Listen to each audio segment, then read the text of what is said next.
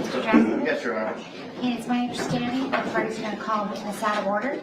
That is correct, due to travel accommodations. Okay, Mr. Hammond? State calls Detective Footmark.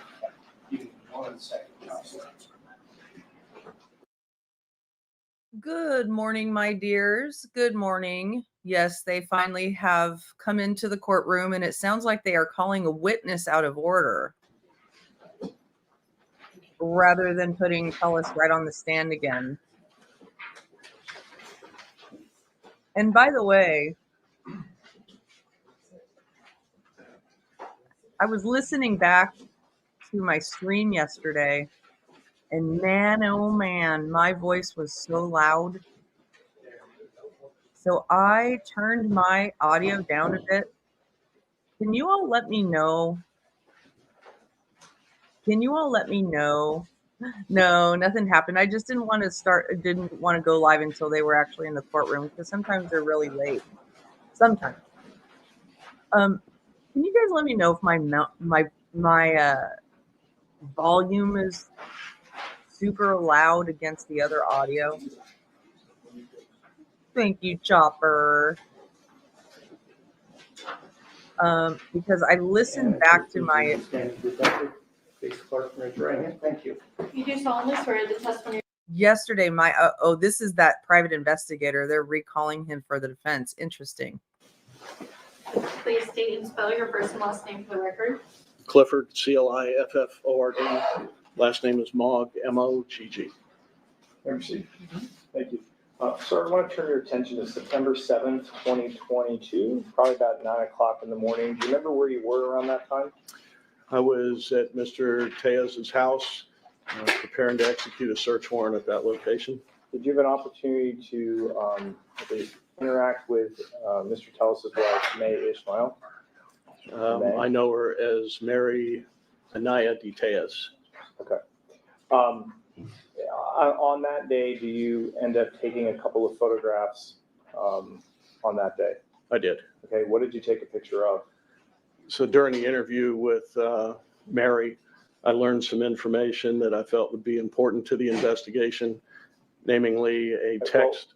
Well, I don't want to get into the substance. Just did you take any photographs?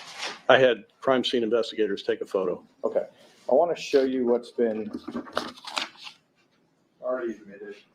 States 379 through 387. Are these those photographs that you had taken The or prosecution directed to have taken?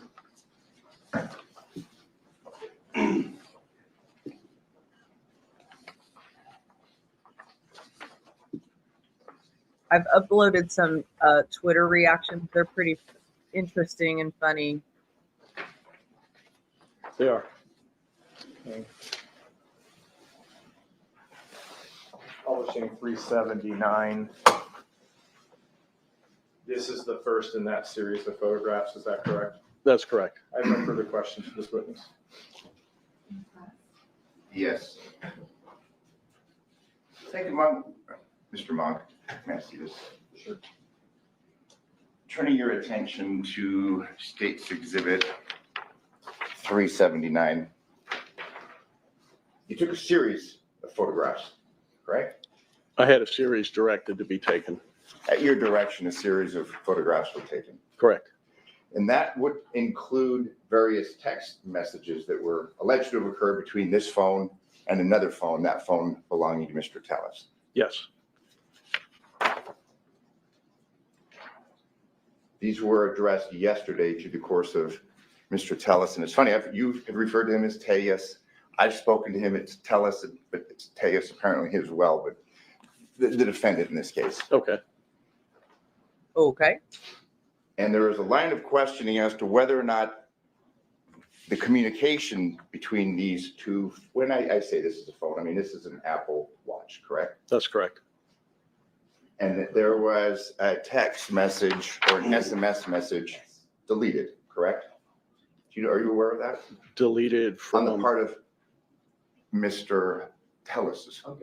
I'm gonna object that this states the testimony, or at least the question posed. You're asking if he did? If he's aware of it, yes. Okay, you can answer. I was not privy to going through the download of Mr. Telles's phone. I had heard that there was a text message deleted, but I had never seen it. Okay, so what we have here is basically whenever you have SMS messaging, text messaging, it's generally how that's referred to. Obviously, you have a phone or an electronic device that receives it.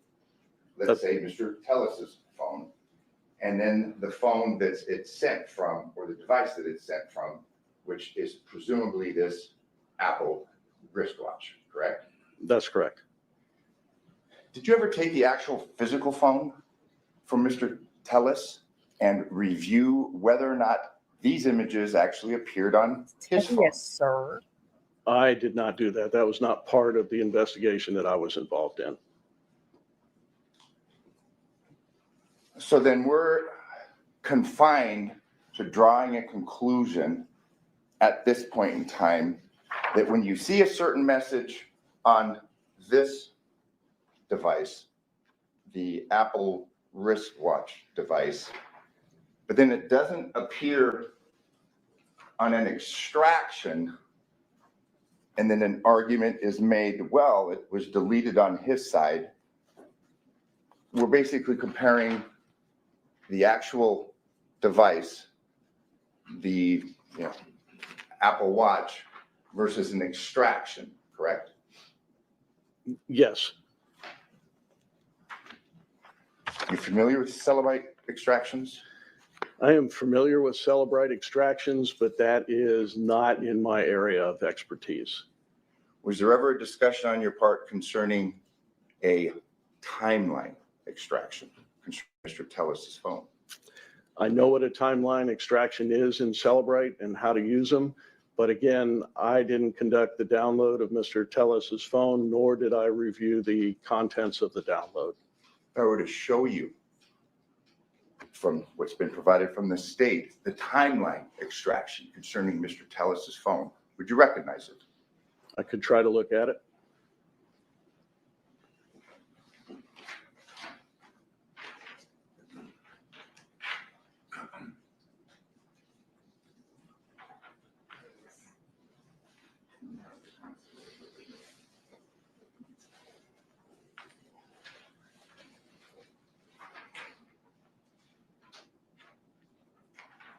I mean, approach the clerk and have these marked.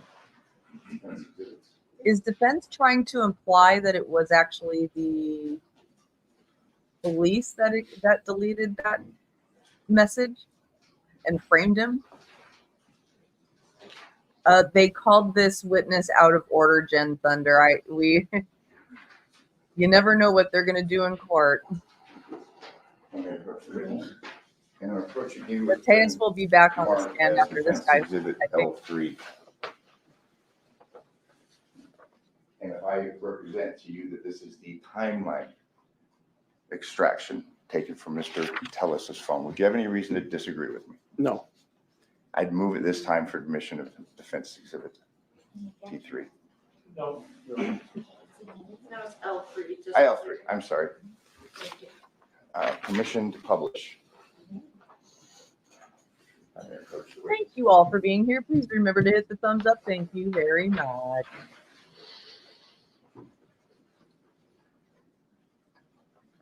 Is there a light here that I'm somewhat of a Luddite, but can everybody see that? Yes. I think the defense is trying to suggest that the deletion of that Here, that's Apple better. Watch message was part of the. Here we have Celebrite, it's the extraction report. To your knowledge, this extraction report was done by Mr., is it Hesefetch? Am I killing his last name? who? He did we heard from him Oh, last week. Detective Hovanek. Havanek, I'm pronunciation, he'll tell us. Oh, man. That Um, that name was butchered. This, you would agree with me, is timeline extraction. This is a more in-depth extraction. This is, obviously you can access through various portals. Information is contained within the cell phone, correct? Again, that's out of my field of expertise. I'm familiar with the Celebrite extraction reports, and that's about the extent of it. Here we have this column, deleted column. You see that? Correct. And we have a deleted column concerning a much earlier timestamp of 4/14/2020. I told you that has nothing to do with this case, fair to say. Correct. And then we have this, and it says deleted.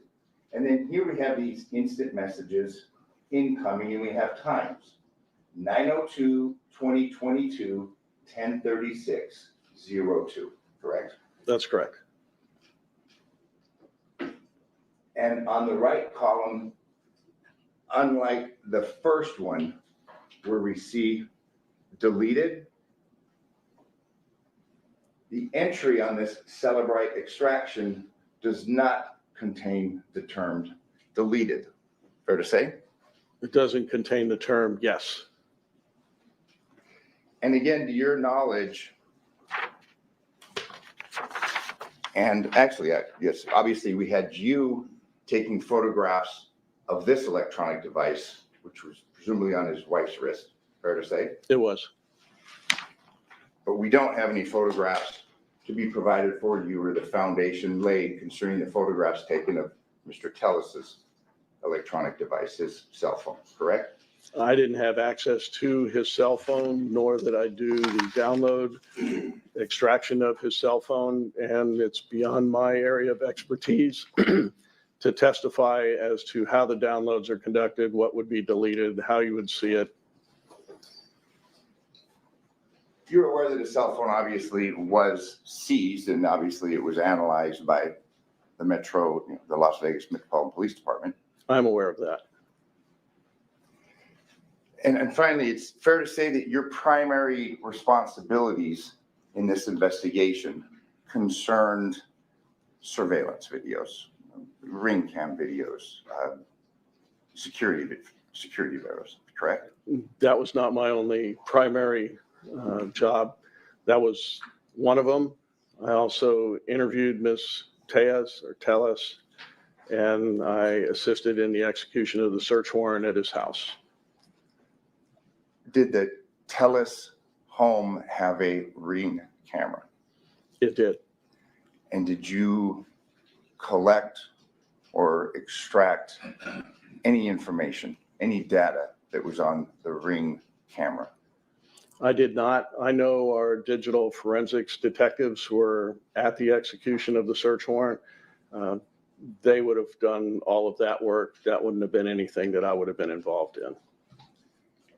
Obviously, you would agree with me that the ring camera at the suspect's home would be significant to the investigation in this case, based upon your training, experience, your knowledge. Hey, Teacup.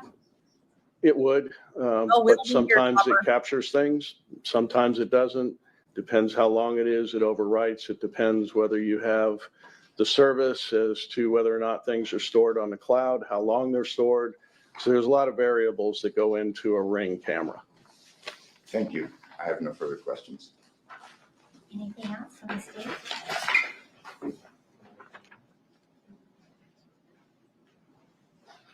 Just one question. There were some questions about the ring camera. Do you know when do you remember when those surveillance cameras were put up? I believe Ms. TELLES told me that the camera on the front of the garage was put up or purchased somewhere around September 5th. But other than that, I don't know when the ring camera was put up.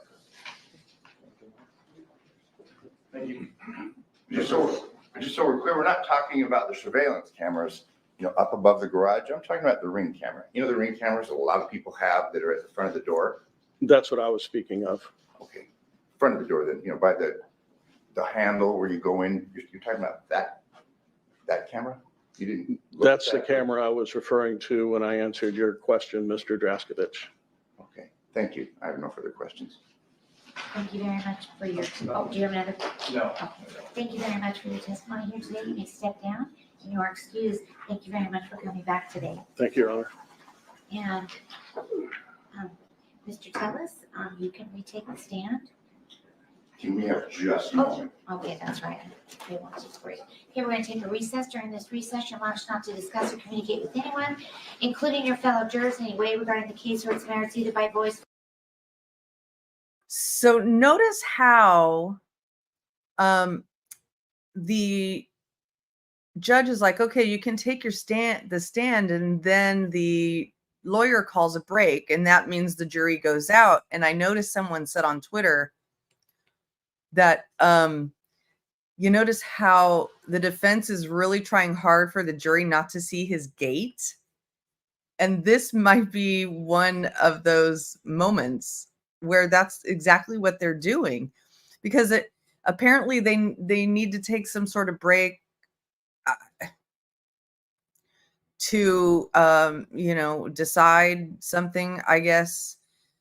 And my guess would be something about evidence that he wants to present during his redirect, and making sure that he can admit it while he's talking.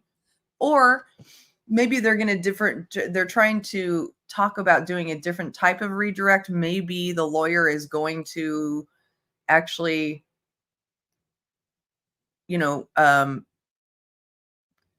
use question prompts for his redirect. But I don't know if they are allowed to do that. Like, once he decides to do his narrative testimony, is he allowed to then just turn and go, okay, well, now for my redirect, I want to have my lawyer ask me the questions. So, I mean, they probably also this guy they just brought back to put on the witness stand. He was involved in investigating the case as part of Metro, and then he retired, and he was retained by, I guess, prosecution to continue investigating. And so he was a pretty key witness early on in the trial last week. He had a lot of very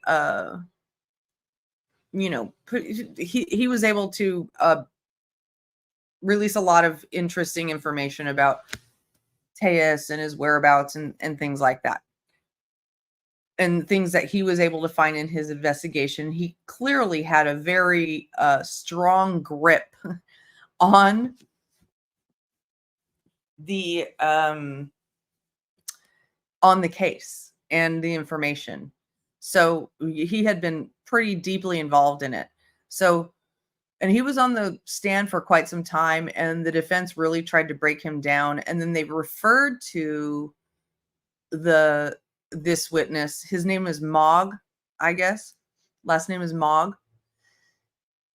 And is that who you're asking about, Chopper? This person that was just on the stand? His last name is Mogg, I believe. And they had referred to him yesterday because, so if you recall, yesterday as whatchamacallit, he was being cross-examined. They got into Tejas's, conspiracy theory. And this particular detective, who is now a private, he rejects the name private investigator. I don't know what he calls himself, but anyway, they referred to this guy as being part of the scheme, part of the grand conspiracy to frame Robert Tejas.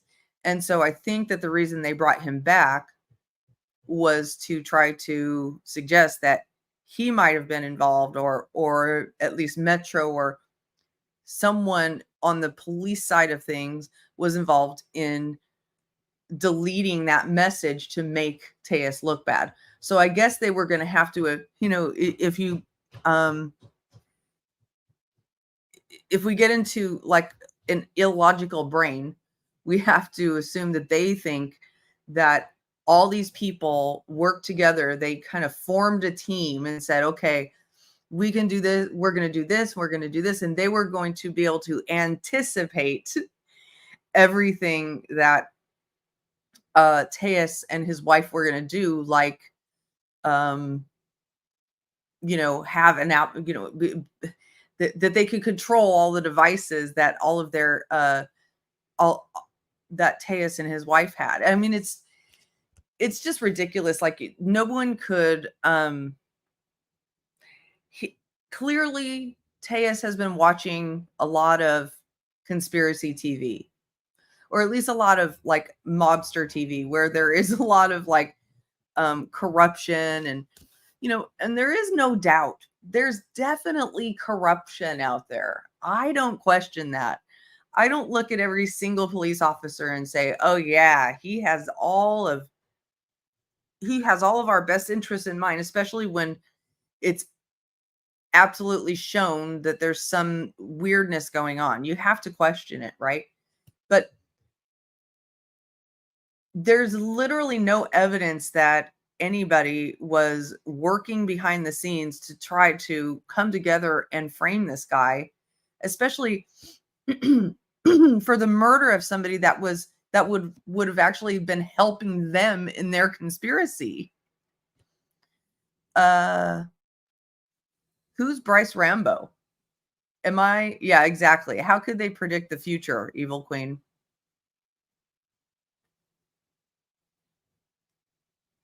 What's going on, Chopper? Are you okay? Stop taking away your voice. Who is Bryce Rambo? So they didn't say how long their break was going to be. I'm not sure what's going on, but I did find a video that showed body cam footage of when Tejas was arrested for a DV incident with his wife. You're trying to say Robert could have... Are you typing on your tablet, Chopper?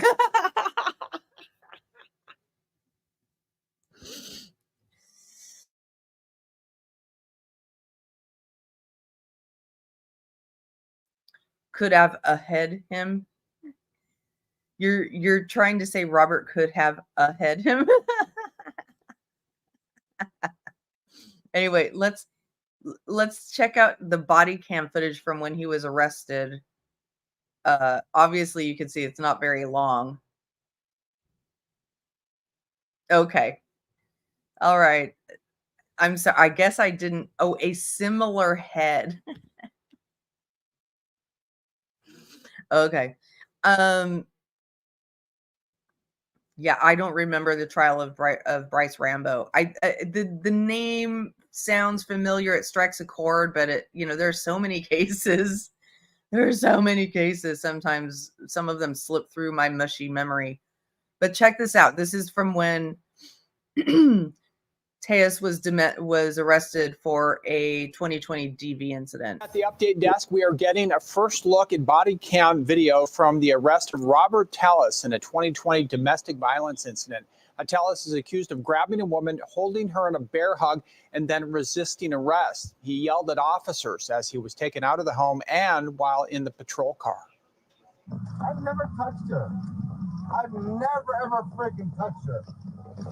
Ever. The case was closed on March 21. TELLES was ordered to take a class and stay out of trouble. TELLES is now facing open murder. March 21. Never, ever freaking touched her. I've never touched her. That's the real Robert Tejas right there. That's the real Robert Tejas. So he's trying to be this really nice, docile, non-threatening, intelligent, learned figure on the stand. And okay, Chopper. Intelligent figure on the stand. But this is the real him, okay? I've never, ever freaking touched her. No, it's interesting that even at the height of his emotions there, he doesn't just haul off and say fucking, he says friggin'. Probably because he knew he was being Oh, is Bryce Rambo the one that had all that stuff? I actually did stream that trial. His head was weird, man. It was distracting. That guy's head was distracting. I remember that. I streamed that trial, actually. Parts of it. Ever. The case was closed in March. I've never touched her. I've never ever freaking touched her. Ever. The case was. I've never ever freaking touched her. Never. I'm gonna see if there's any information on Twex. Thank you, Patricia, for that. On Twex about what the heck is going on. Yeah, so here, I'll show you. There's other people here being like, why aren't they letting the jury see Robert Tejas walk, get to and from the stand? They need to see that the walk is identical to the suspect caught on surveillance. But even if the jury was in the room, I'm sure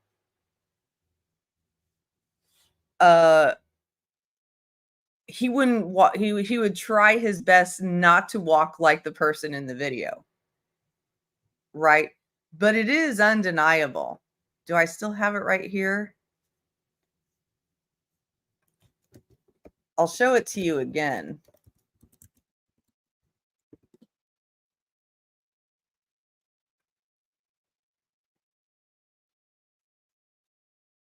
I had it before. It was the side-by-side walking video.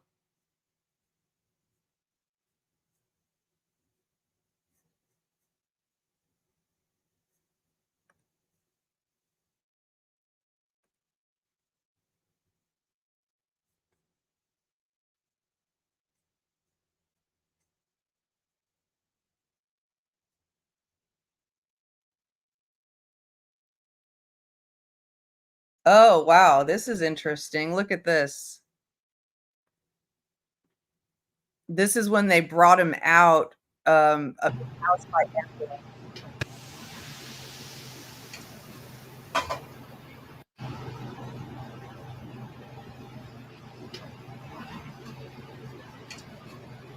What a dramatic.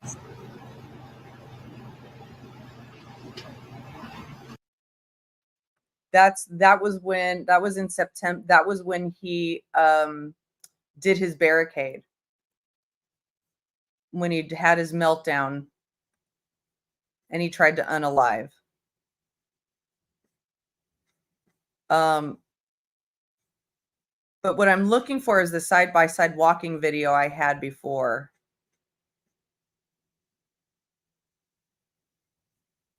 This person says, see, people think they can talk themselves out of trouble.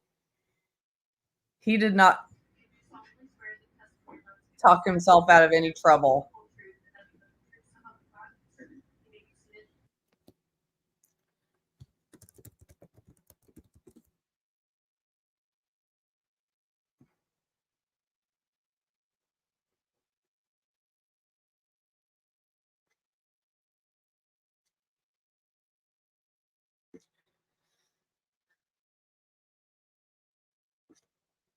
Huh. That's weird. Look at this is who's ready for day 2 with the popcorn. Get snuggled up with your favorite blankies. It's time for story time with Robert Tejas. But I'm looking for this specific video, and I had it before all queued up, and it's not here anymore. Is it? So this is interesting. This is Robert Tejas' shoe on the left, killer's shoe on the right. I mean, they are freaking identical. Absolutely identical.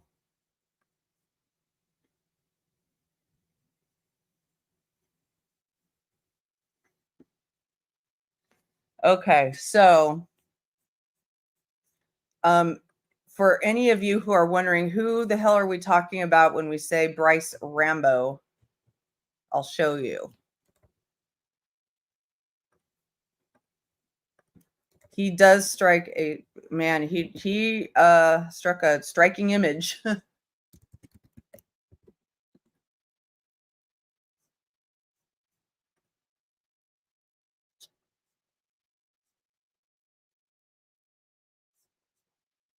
It was so weird to watch this guy on trial because he was it was actually interesting because before his trial, he was incredibly disruptive. Like all the pre-trial stuff, this guy, he was incredibly disruptive and he even spit at a judge at one time, and he had this propensity to just act out and get violent. And then the trial finally came. I mean, this almost didn't go to trial because of that. The trial finally came, and he was able to maintain his cool during the trial. But my understanding is that he had a shock collar on his ankles. So if he were to get out of line, he would have gotten the shock collar. But he had this really alarming thing going on with the back of his head. Like, it was really kind of disturbing. We couldn't tell what was going on there. Like, did he have some sort of,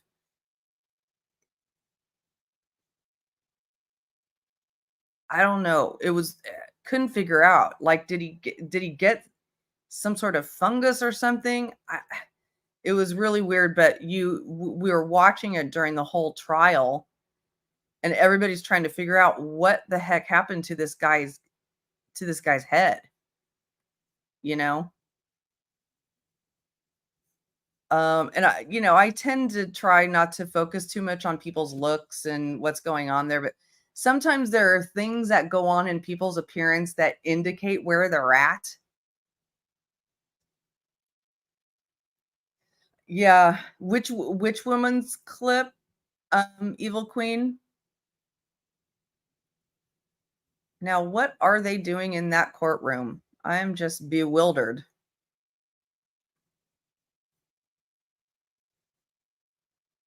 I am bewildered. So I'm still going back to see if there are any real-time updates from the courtroom. There aren't very many reporters in the courtroom. And even though Lauren is there from Hidden True Crime, she's not doing updates on her Twitter timeline. She's giving very general updates, not like day-to-day or minute-by-minute updates or anything like that. So, and I don't think even and then there's the Las Vegas Review Journal where Jeff Garriman worked. I know there are reporters from there in the room, but I don't think they're giving real-time updates. And even if they are,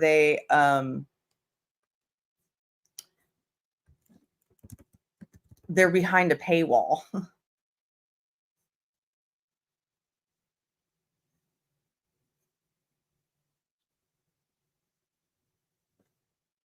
So they're not doing, there's really no play-by-play at all from inside the courtroom. So we don't know a lot about what's going on inside the minute by minute in the courtroom and why they might be taking an abrupt break or anything like that. There are periods of time in trials where there will be motions to dismiss, but usually that's not until usually that's between when the prosecution rests and then the defense takes on the case. The defense didn't do a motion to dismiss unless they did and we just didn't see it. The woman who got him pro bono to help, I think with her mom's. Oh, yeah. That's right. The video I showed yesterday. Yeah, that's right. there are more interesting videos. This one is about his criminal history, and it's from a year ago. Let's see what it says. County Public Administrator Robert Telles was being sentenced for resisting arrest. County Public Administrator Robert Telles was being sentenced for resisting arrest back in 2020. The judge calling the punishment a sweetheart deal. Telles is currently facing murder charges in the stabbing death of Review Journal reporter Jeff Gehrman. As 13 Investigates first reported, Telles was arrested for another violent crime in the past, domestic violence involving his wife. It was his second year he was in public office. In February of 2020, the public official was drunk and arguing with his wife at the Bellagio. The argument continued in the car and at home, escalating to physical violence. His wife called Metro and Telles resisted arrest when police arrived at the family home. Telles negotiated a deal for the domestic violence charge to be dropped, but was sentenced for resisting a public officer. Municipal Judge Burt Brown admonished Telles in court. First thing you'll need to do is stay out of trouble, and we call that a broad stay out of trouble. No new criminal offenses, no arrests, no citations. You'll have to attend, pay for, and complete the corrective thinking class, which is given online. It costs $60. You also need to post $418. We call this a bail forfeiture amount, but basically it's a fine to you in that amount, $418. And if you do all these things, you'll get the best result that you can get out of a criminal matter, and that is the dismissal. Yes, sir. It's a good deal. Keep it in your hands, out of mine. Agreed? I agree, Your Honor. And the charge was formally dismissed March 30th of last year.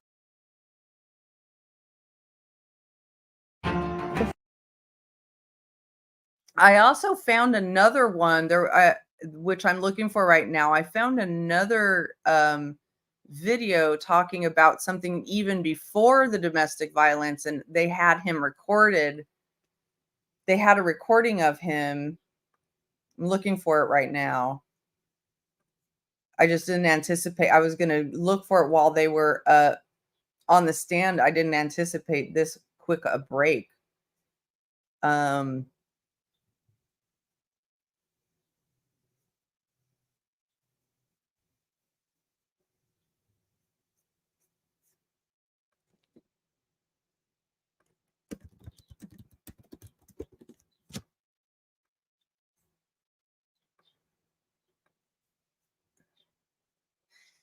Yeah, I saw about that. Oh, you know what? There's actually some other pretty big true crime news, y'all. The motion to dismiss the case in Karen Reed has been denied, and the trial will move forward. The judge denied that motion. And that was just announced this morning. Let me show you.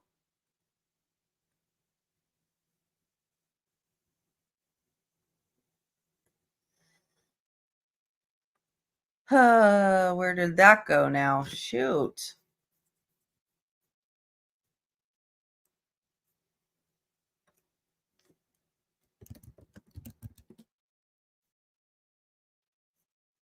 Yeah. Judge denies bid to dismiss murder charge against Karen Reed. This woman accused of killing her police officer boyfriend is now facing a retrial. Eva Pilgrim tracking the case. Good morning, Eva. Good morning, George. Karen Reed now knows when her next trial will happen. Her defense team trying to get 2 of the 3 charges thrown out before she finds herself back in front of a jury. Karen Reed surrounded by a crowd in support of and against her, returning to a Massachusetts court to face a judge once again. All rise to the court, please. It's been 3 weeks since a jury deadlocked. I'm declaring a mistrial in this case. Prosecutors say after a night of drinking, Reed intentionally backed into her police officer boyfriend, John O'Keefe, with her Lexus SUV outside a party in 2022, leaving him for dead in the snow. Reed's defense attorney is now pushing to throw out 2 of the 3 charges against her, saying they were contacted by several jurors and intermediaries who alleged the jury unanimously agreed that Reed was not guilty of second-degree murder or leaving the scene of an accident with injury or death, but were deadlocked on the charge of manslaughter while operating a motor vehicle under the influence. We're happy with the jurors that have come forward out of good conscience. I think it speaks volumes that nobody has come forward to contradict what they've said. A hearing about the motion to dismiss those charges is scheduled for August. A motion to dismiss after there's been a jury verdict or non-verdict is a very high burden because judges typically do not like to change what the jury has already done. The presiding judge, who is the same one who declared the mistrial, tentatively scheduling a new trial date. I would like to schedule the jury trial on January 27th. Outside the courtroom, supporters of the prosecution's case, Justice for JJ! Reed continues to deny any wrongdoing, claiming she's the victim of corrupt police trying to cover up what she says was a fight that led to O'Keefe dying at a party with his fellow officers. Reed speaking to our Matt Gutman before the trial.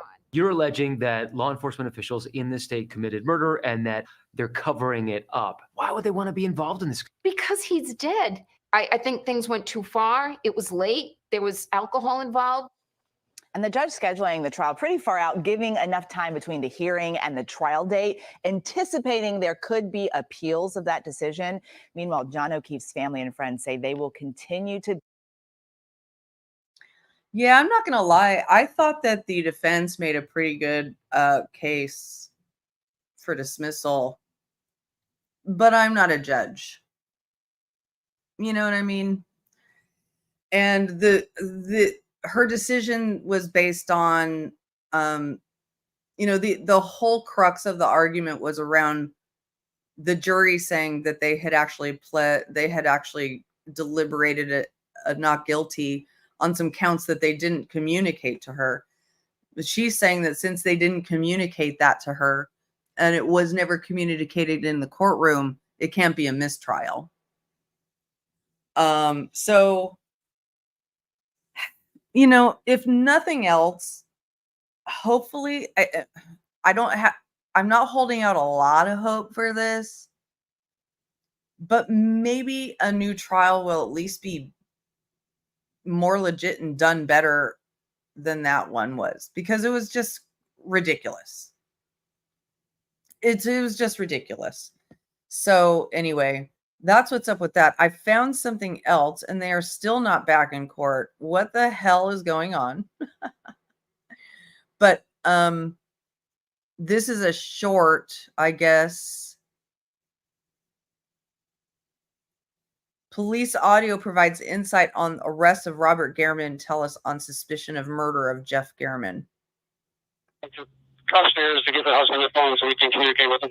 Wednesday audio from police scanners detail the work of law enforcement as they coordinated efforts to safely arrest elected official Robert TELLES, who was a suspect in the stabbing death of RJ investigative reporter Jeff Gehrman. The police audio provided a deeper look into the events as they unfolded. At one point, law enforcement used the code 405 to indicate comments made pertaining to suicide coming from TELLES.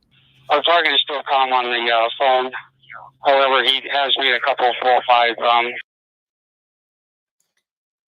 So, I mean, what I'm gathering here about the personality of this guy is that he's always going to maintain like a cool customer stance. He's he's going to do everything in his power to seem under control, even though on the inside he might be falling apart. So that appears to have been what was going on there, as he, but also the whole idea of threatening to commit suicide before an arrest is a control mechanism in and of itself, So I came up with a term a while ago called control assist, which is my way of saying we use the word narcissist way too much and people don't understand it. It's comes from a psychological setting. And you really, to really be able to call somebody or legitimately call somebody a narcissist, hey, Stacy, you need to have a little bit of a clinical background and maybe some, actual experience diagnosing these behaviors. So I hate the term narcissist, but control assist is more tied to the behavior of the person. You can observe when somebody is constantly trying to control every situation. And that is just clearly on display here. Now, that's not to say that he's doing a good job controlling. No.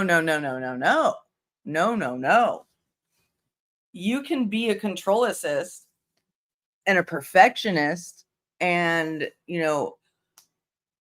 all these things that make you appear to be a certain way, but it doesn't mean you're actually doing good things with that control or making the right choices with that control.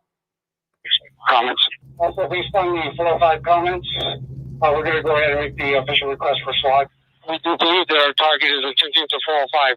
He had a knife in the tub with him that he threw outside the tub. Tellez was arrested and taken away by a medical unit, and since his hearing.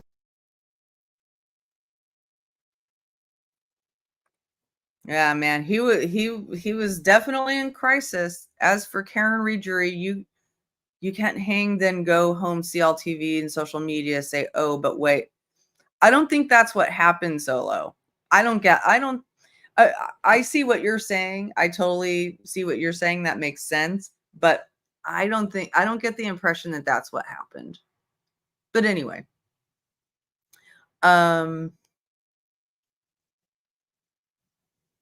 And also, they wouldn't be calling the same jury for the next trial. It won't be the same jury.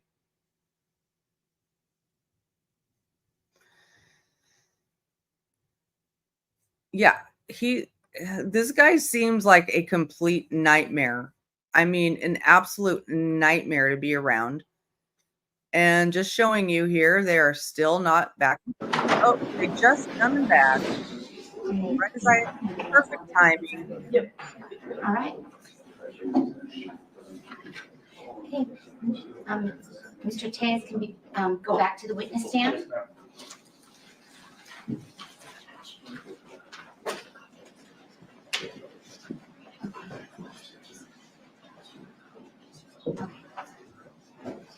They were able to avoid the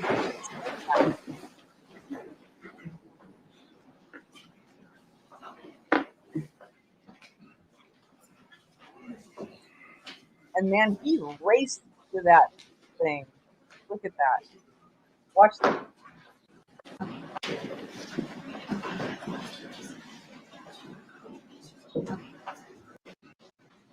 Maybe not.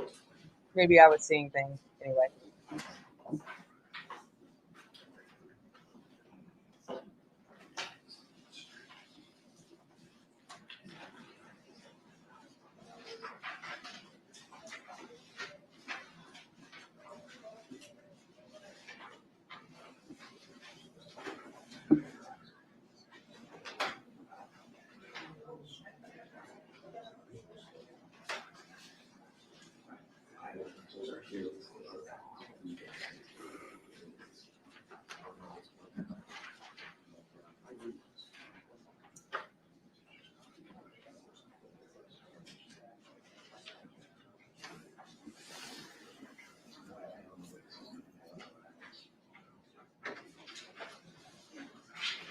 All rise for entering jury, please, jurors.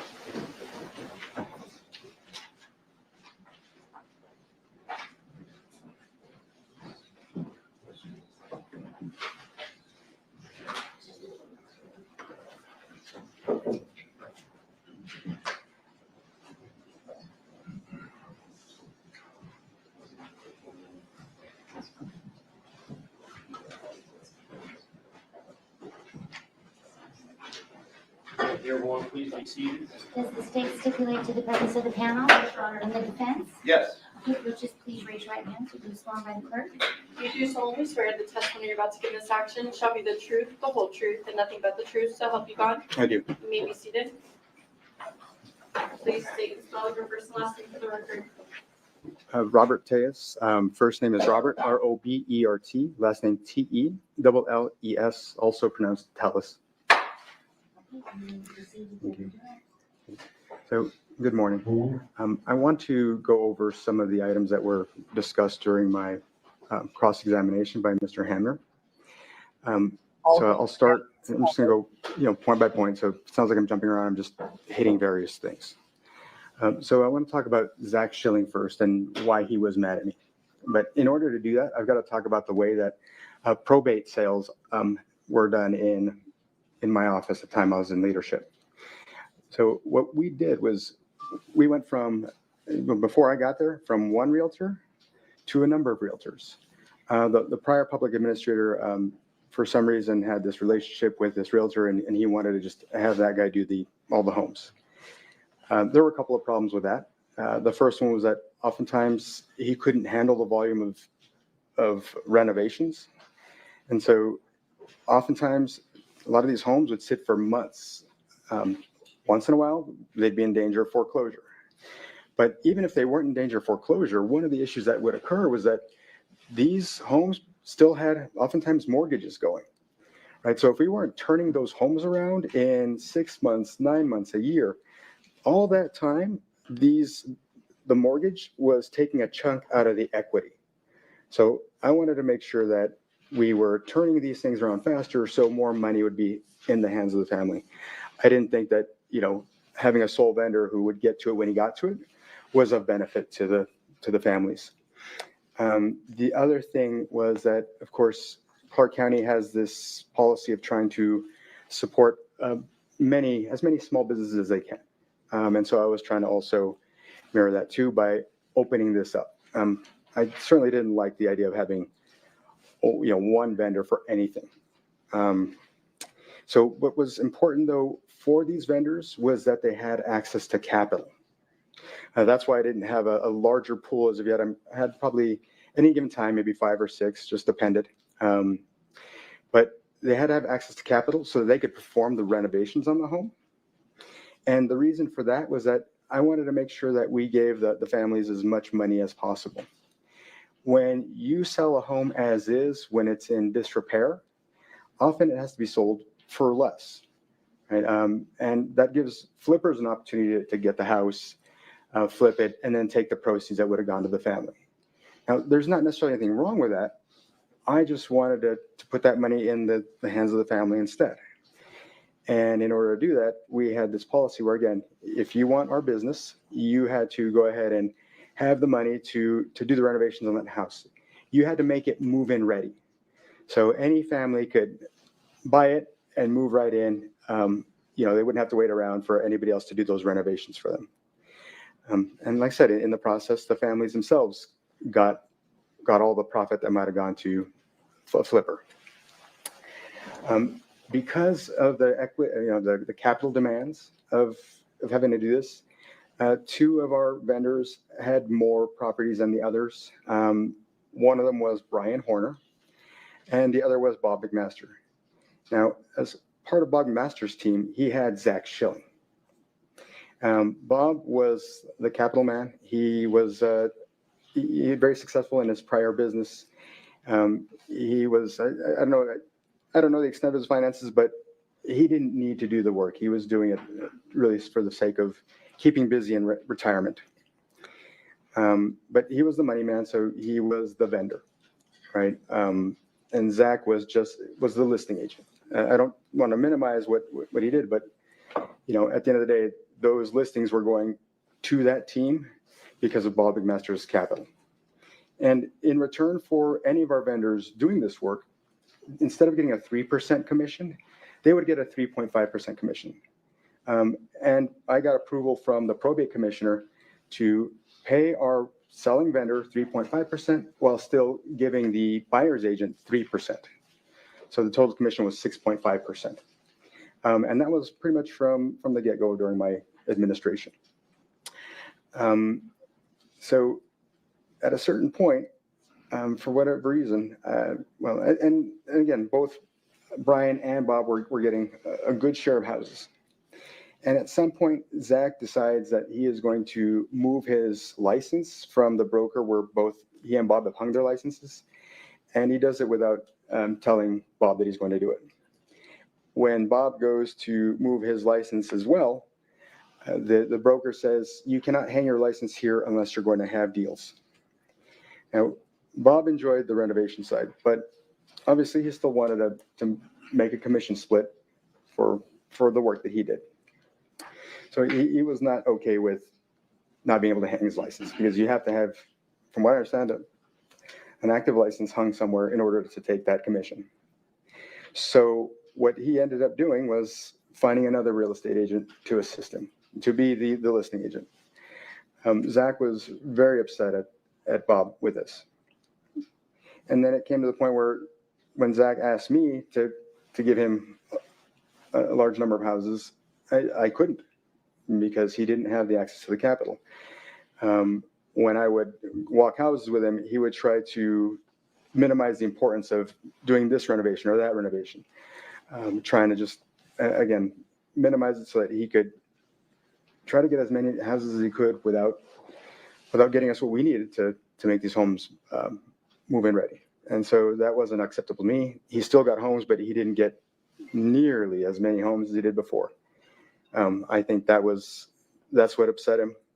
Beyond the fact that for some reason he was still hung up on that Ottawa thing that happened a year and a half before, which I don't know why that was a big deal for him, but he apparently mentioned it in his interview with the police that he had that.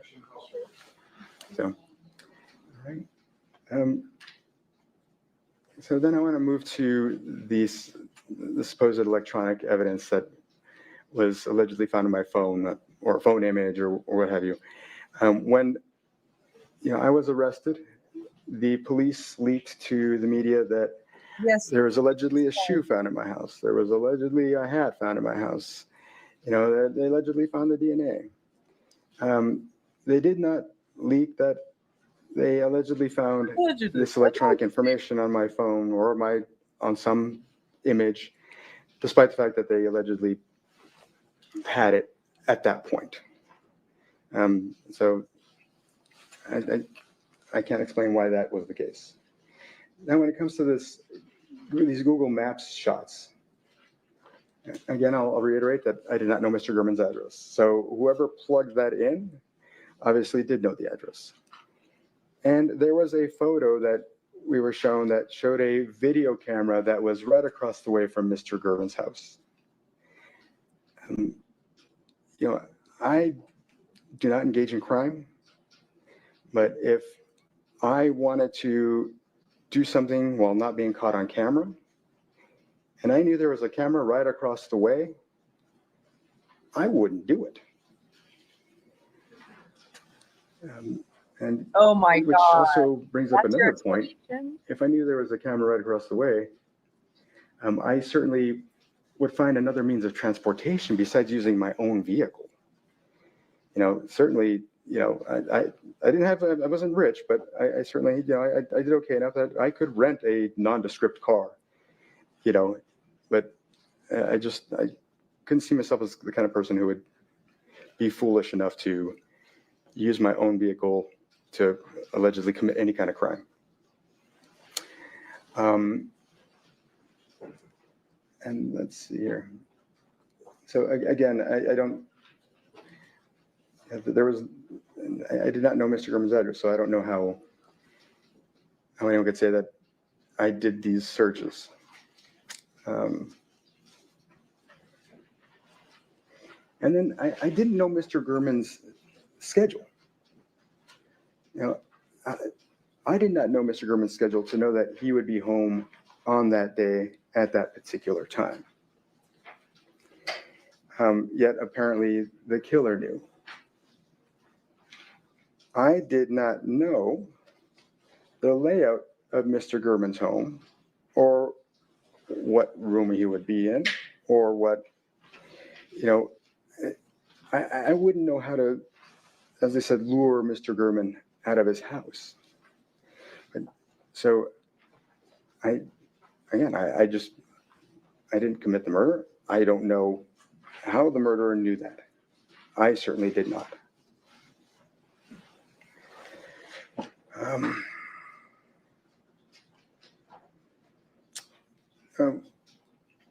So the person who supposedly took these photos on August 15th, it seems knew that Mr. Gurman had a gray Honda from what we heard yesterday. Yet that same person, or allegedly I, decided to research Mr. Gurman's car anyway after the fact, when this person already knew that he had a gray Honda. That doesn't make any sense. And again, like I said, when you saw that the search term was for, again, Mr. Gurman's address to get to that information on the car. And I didn't know Mr. Gurman's address. Now, also, I did not buy a straw hat. I did not buy a construction shirt. I was fully investigated on my finances. I believe that if I had, that you would see evidence of that. When it came to the police search of my home, I was being detained at the police station. Now, I was not handcuffed. I was seemingly, because of the fact that I wasn't handcuffed during the entire interrogation, it would seem to me that the officers who, Gaddis and Jappy, who had me in that room, did not fear that I was a danger to them. So I was stuck in that room until the search was done. My wife was sequestered along with my children in a room during the search. She was under supervision by a police officer. And there was no body cam video from the search.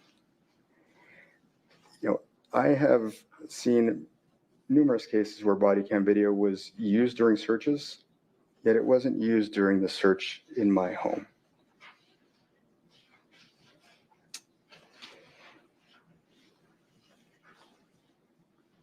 Then I want to speak to Detective Jappy's investigation.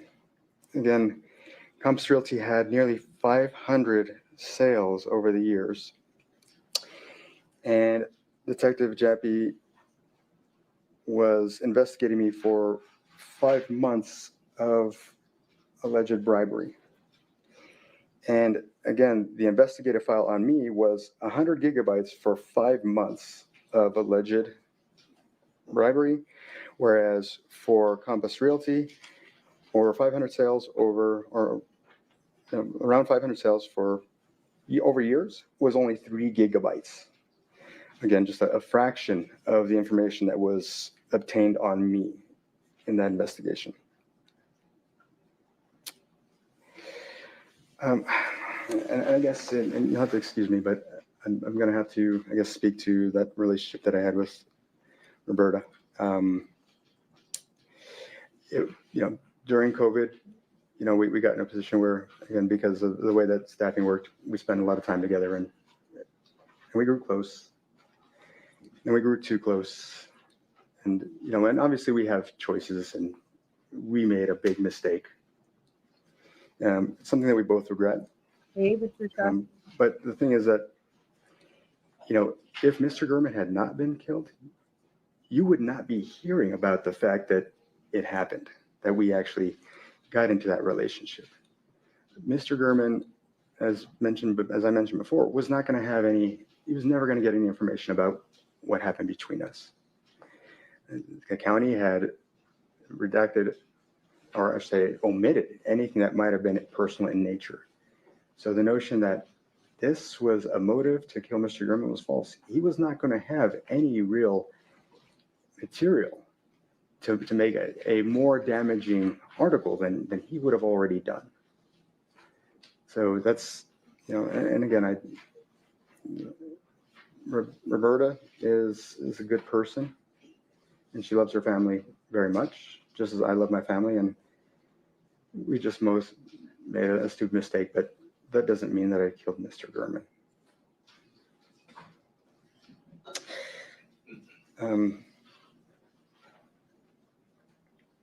So, and I would never engage in any criminal conduct because I respect the law. And I was trying to uphold the law in my position. And certainly I would not commit a murder because I have respect for human life. I don't believe that anybody should have their life cut short at the hands of another person. And so when it came to Compass Realty, I was not a lame duck. When you watch that video from the June 29th, 2022 hearing, you'll see that I was not acting like a lame duck. And you will see that it was after the primary loss. And I still kept fighting. And you'll see during that video that I raised very serious concerns. And these are very serious concerns beyond, again, the issue with the equity and the personal property. These are other things that, again, if you could watch the video, see how the judge was concerned. And again, I had just gotten the authority to do the things that Detective Jappy did not do. And frankly, I believe the public should demand an FBI investigation into Compass Realty. I also have one other item related to Compass Realty. Now, Adam Fenn donated to DA Wolfson in March of 2022. And if you'll recall, at the beginning of March of 2022, DA Wolfson had introduced me to Detective Jappy. Now, when Detective Jappy informed me of the fact that he had found that there was likely theft here, I also found out that DA Wolfson knew as well. And I found out through my conversations with DA Wolfson. Mr. Horvath, in the topmost envelope, the first 11 pages, I have a copy of Mr. Wolfson's campaign report from the first quarter of 2022. I'd like to ask that I please be allowed to have it marked and published.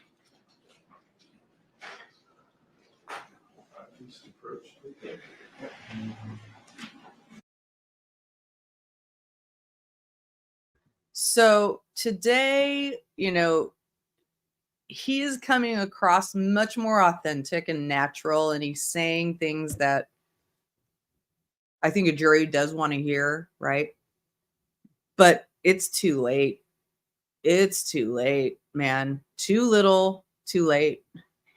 And then that's the issue. Look at him looking around like, am I being convincing? Am I being convincing?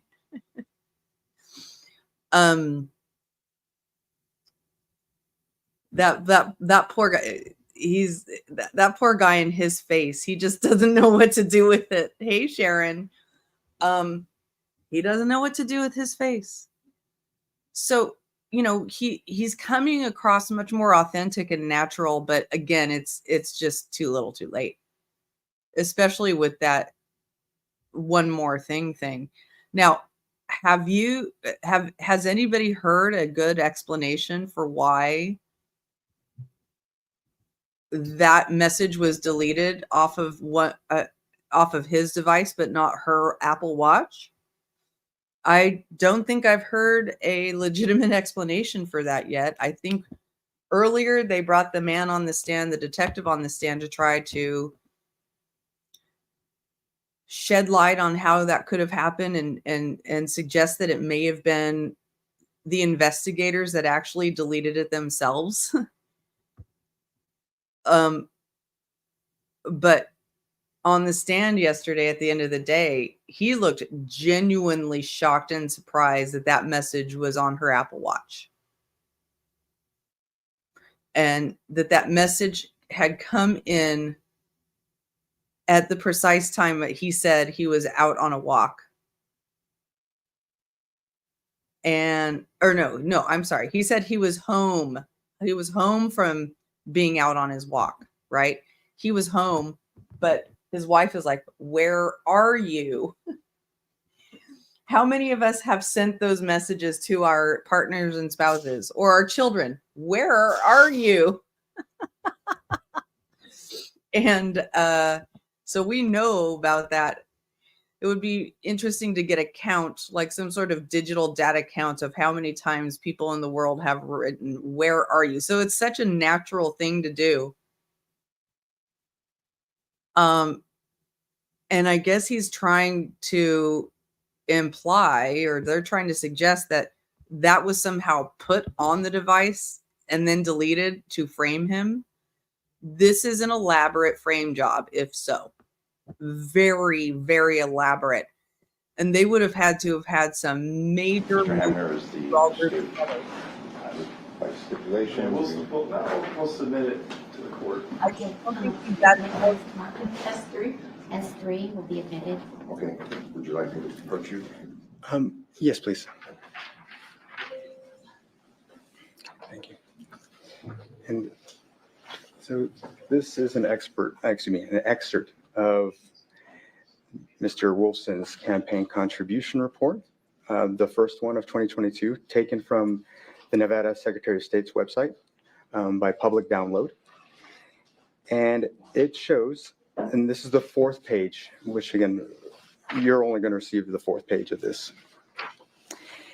It states it's recorded that on March 26, 2022, Adam Fenn of 8782 Big Bluff Avenue, Las Vegas, Nevada, 89148, gave Stephen Wolfson $5,000 for his campaign. I am not crazy. I am not trying to avoid responsibility. In fact, not in evidence. This entire situation, well, I'll put it this way, that Compass Realty could move so much with money in this day and age in our city is incredible to me. I'm innocent. And, you know, I'm not the kind of person who could brutally murder another man, do it with apparent experience and training, and then go to the gym, and then go pick up my children. I can't imagine being that type of person.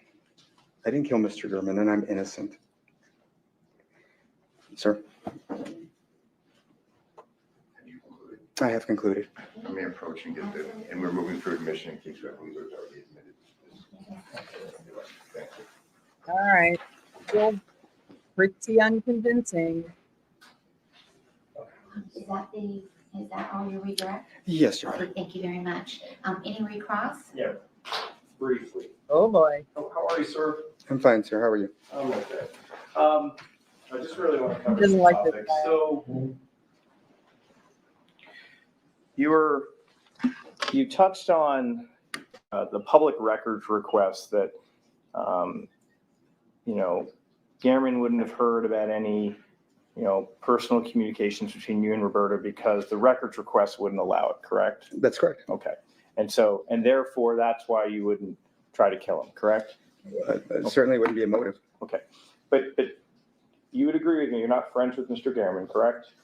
No, sir. He didn't tell you, sit down with you and tell you how he's writing his stories, correct? He did not. He didn't share with you what information he collected, correct? He did not.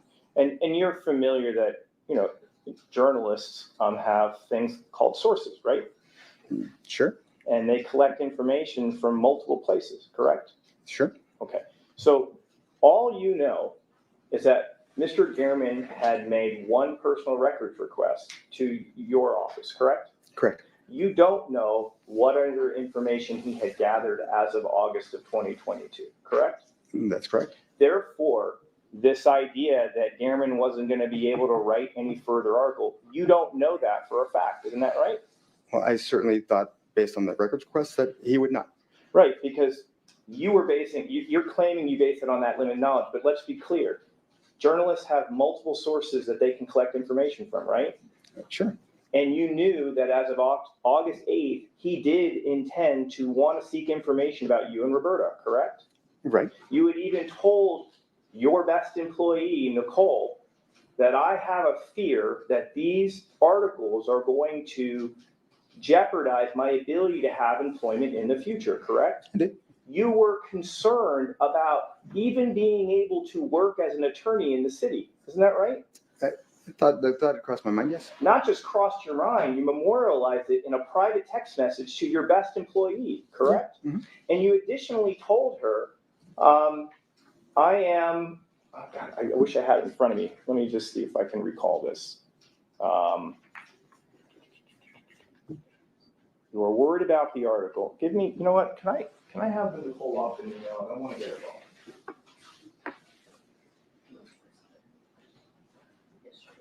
Yes.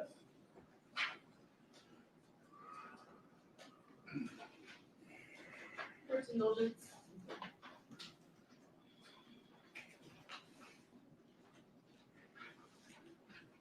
Oh, I remember what I wanted to ask. Sorry, thank you. Now I remember. You told this jury that you claimed you weren't worried when you received the August 8th email from the county that Cameron was looking into because you weren't worried because you knew none of the personal stuff was going out, correct? Yes. But isn't it true just a couple hours later you're writing Nicole saying the exact opposite? No. Okay. You don't know. We'll let everyone check the notes on that. But isn't it true the message that you send to Nicole post-dates the email you received from the county? Yes, but it was talking about pre-existing articles. Sure. And the damage that was done. That's what you claim. It's what I claim, yes. Okay. So, bottom line is, you were so concerned about the articles, you're writing your best employee about it, correct? I did not reach out to her to do it. And then 4 days later, there's 130 images mapping out Mr. Kerman's neighborhood, correct? Not for me, but yes. And then on the 15th, there's this amateurish surveillance going on, correct? Objection is characterization. Amateur. I'm sorry. Well, I'll rephrase. There's the Popeye surveillance happening, correct?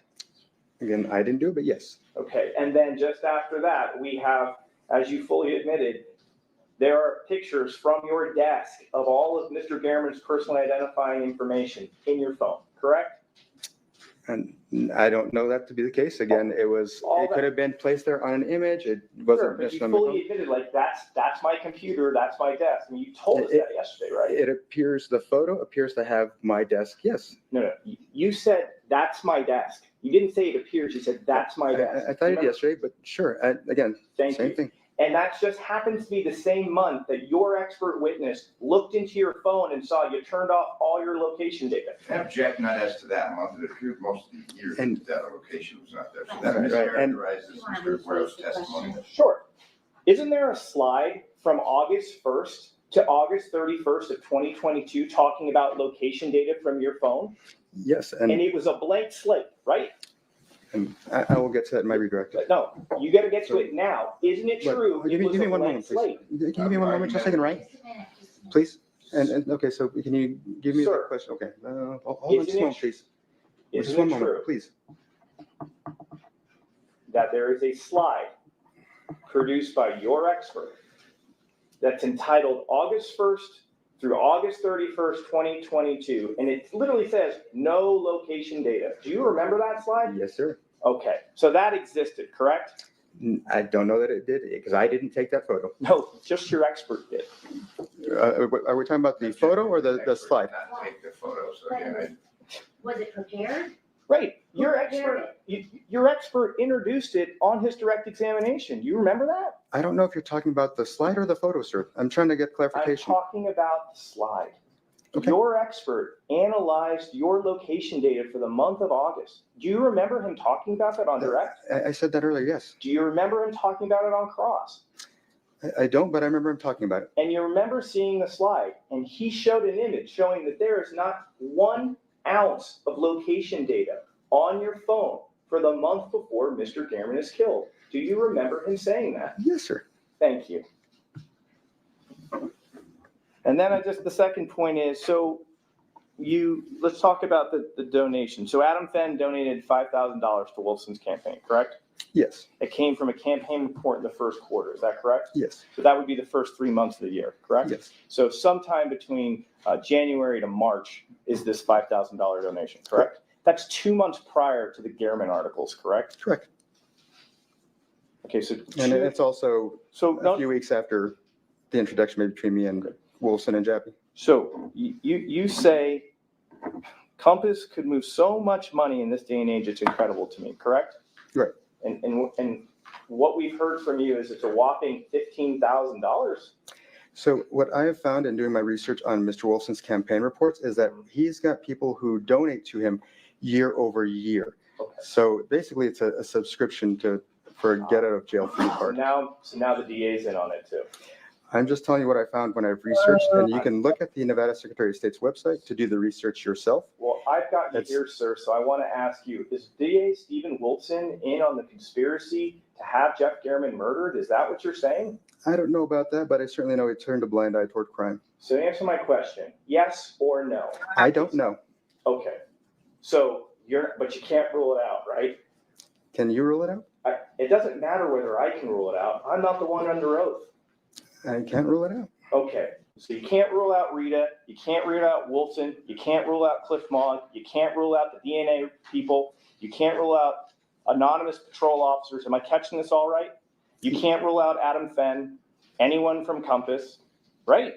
How about Cindy Sauerland? Is she part of this too? I don't know. I can't rule it out. Okay. So it's all just one big conspiracy, correct? No, sir. I didn't say that they were all involved. I just said I can't rule out who and who is not involved. But at the end of the day, you're just the victim in this whole thing. Is that correct? Yes. Thank you. No further questions. Okay, anything else, Mr. Davis? Yes. And again, when it comes to these photos and the notion that there was no location information on them, I didn't take the photos. So whether they had location information on them or not, I'm not surprised they don't have any location information on them. So this point that somehow that shows I'm guilty is just, I don't know, it still makes no sense to me. And then when it comes again to Mr. Wolfson, I did do that research into him, and I did find that around the time that Paris Hilton had picked up charges here in Las Vegas, that I think he opened the door. All right. So I'm sure that someone will be doing the homework on that, but I think that's. From the record. And so, thank you, Honor. I have nothing further for myself. Okay, anything else? Based on that, no thank you. Okay, it looks like we have a question, adjourned. Let's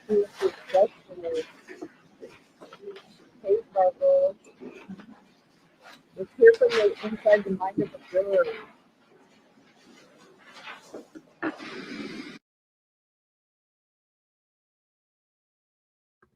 So when there's a jury question, all the lawyers have to go up to the judge's thing and decide who's. I do.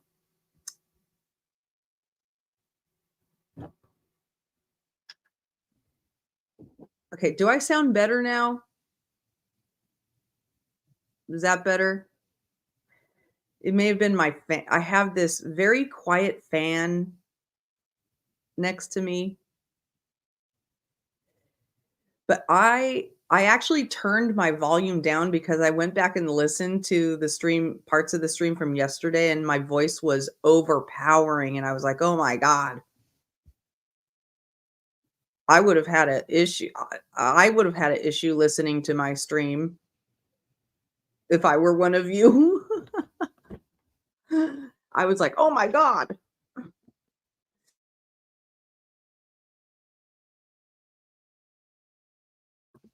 So, okay, it must have been, yeah, I think my little fan here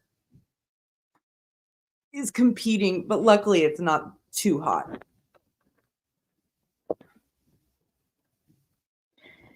Yeah, Sparkles. So what I went back and listened to was for when they did the one more thing. I was maybe going to. All right, questions from a juror, court's exhibit number 20. Were you concerned that your wife would get knowledge of the affair before you get to tell her about it yourself, or did she only find out after Mr. Gehrman's murder took place?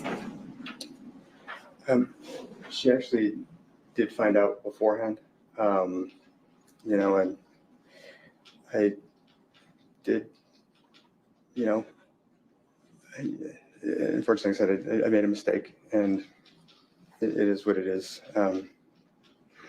And so, no, as far as my wife is concerned, and my family is concerned, they did forgive me for what happened.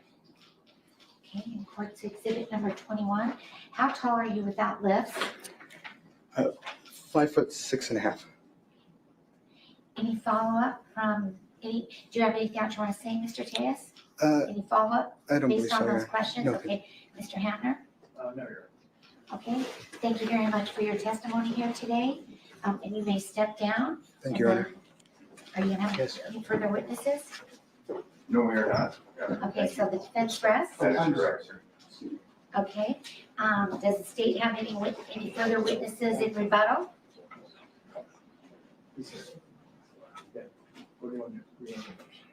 Okay, we'll call Matt Levin. Sorry, Matt Levin.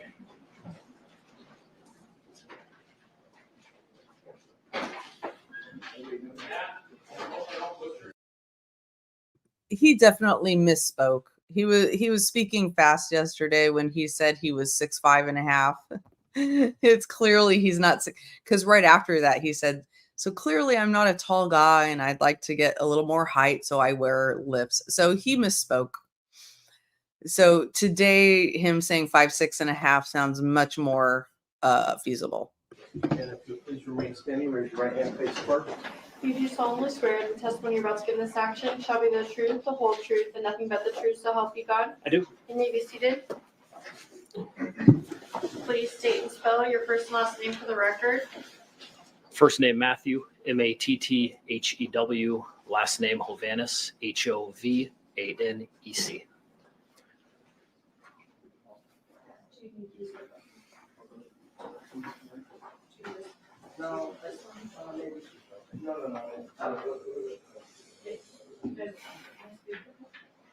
And before Mr. Hamner begins, I have a quick question for Your Honor, just briefly.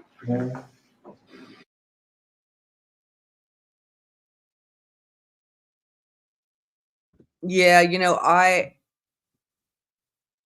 don't find much of what he says to be very credible based on his, you know, all the other things that he's trying to say, you know, all the other things that he's trying to get us to believe. He is not a credible witness.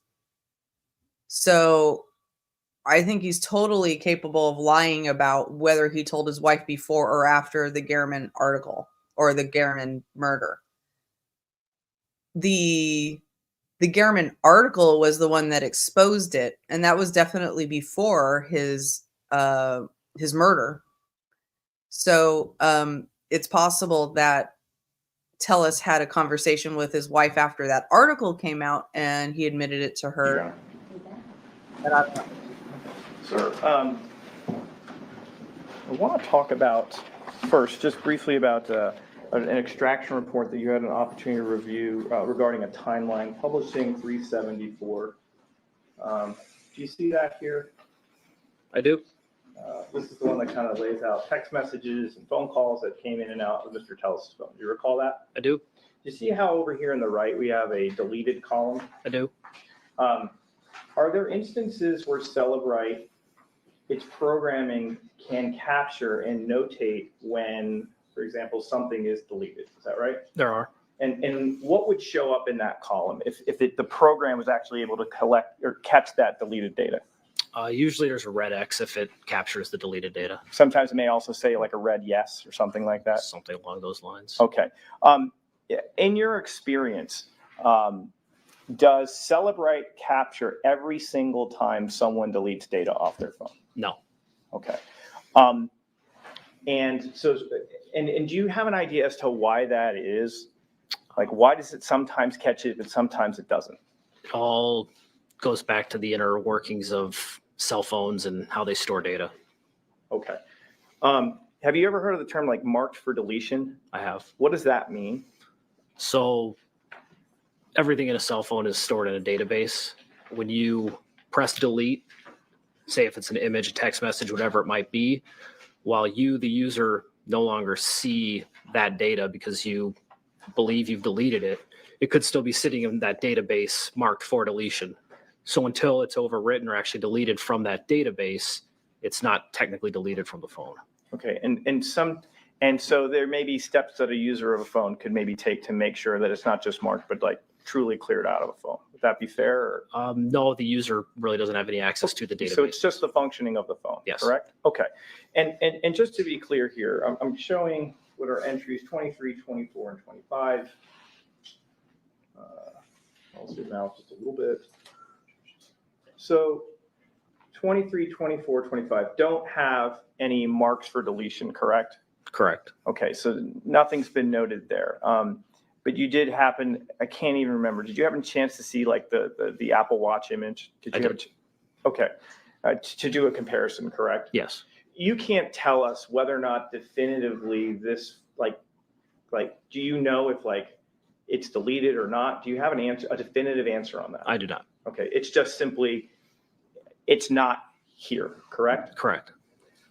So a possibility is it could be deleted. It possibly, maybe it transfers over. It doesn't make it into the phone. Correct. Okay. And just to be clear, did you provide us with some information from Celebrite about deleted data? I did a screenshot from their website. Okay, I'm going to show opposing counsel previous. Any objections to its submission? Just a screenshot, no. Okay, great. I'm going to publish, can we request? Right. It's been marked, I haven't asked. Permission to admit states proposed 411. No, Your Honor. There's 411. Yes. Sir, why don't you do this if you can? Why don't you just read out from the header, just read it all for us. Starting with deleted data? Yeah. Deleted data, mobile device forensics. Deleted data may sometimes be recoverable depending on the level of extraction obtained. The encryption type on the device will determine probability of success.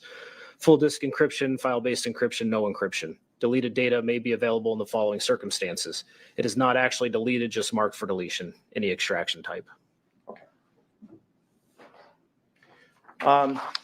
Another topic.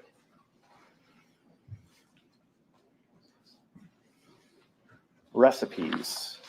Were you asked to search through Mr. Telles's phone to see if there was any evidence of recipes located in the phone? I was. Okay. I'm showing opposing counsel what's been marked as states proposed 399, 400, 401. I'm going to show at least those right now to opposing counsel. Recipes, huh? I see them. Okay. May I approach the witness? I'm going to show you states proposed 399, 400, and 401. Take a look at those and let me know if you recognize what you're looking at.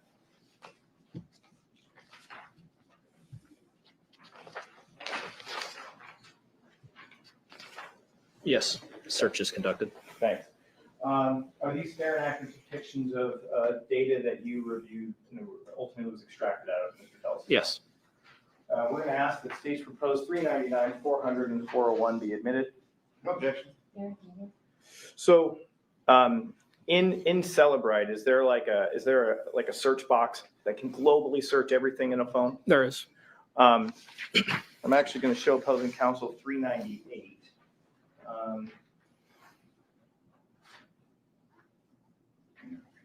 May I approach? I'm showing with a states proposed 398. What are we looking at here? It's basically the home page from a cell phone extraction on Celebrite. Okay, is this a fair and accurate depiction of that? Okay. We're going to ask the admission of states 398. No objection. And additionally, I'd like to approach opposing counsel with states proposed 402 and 403.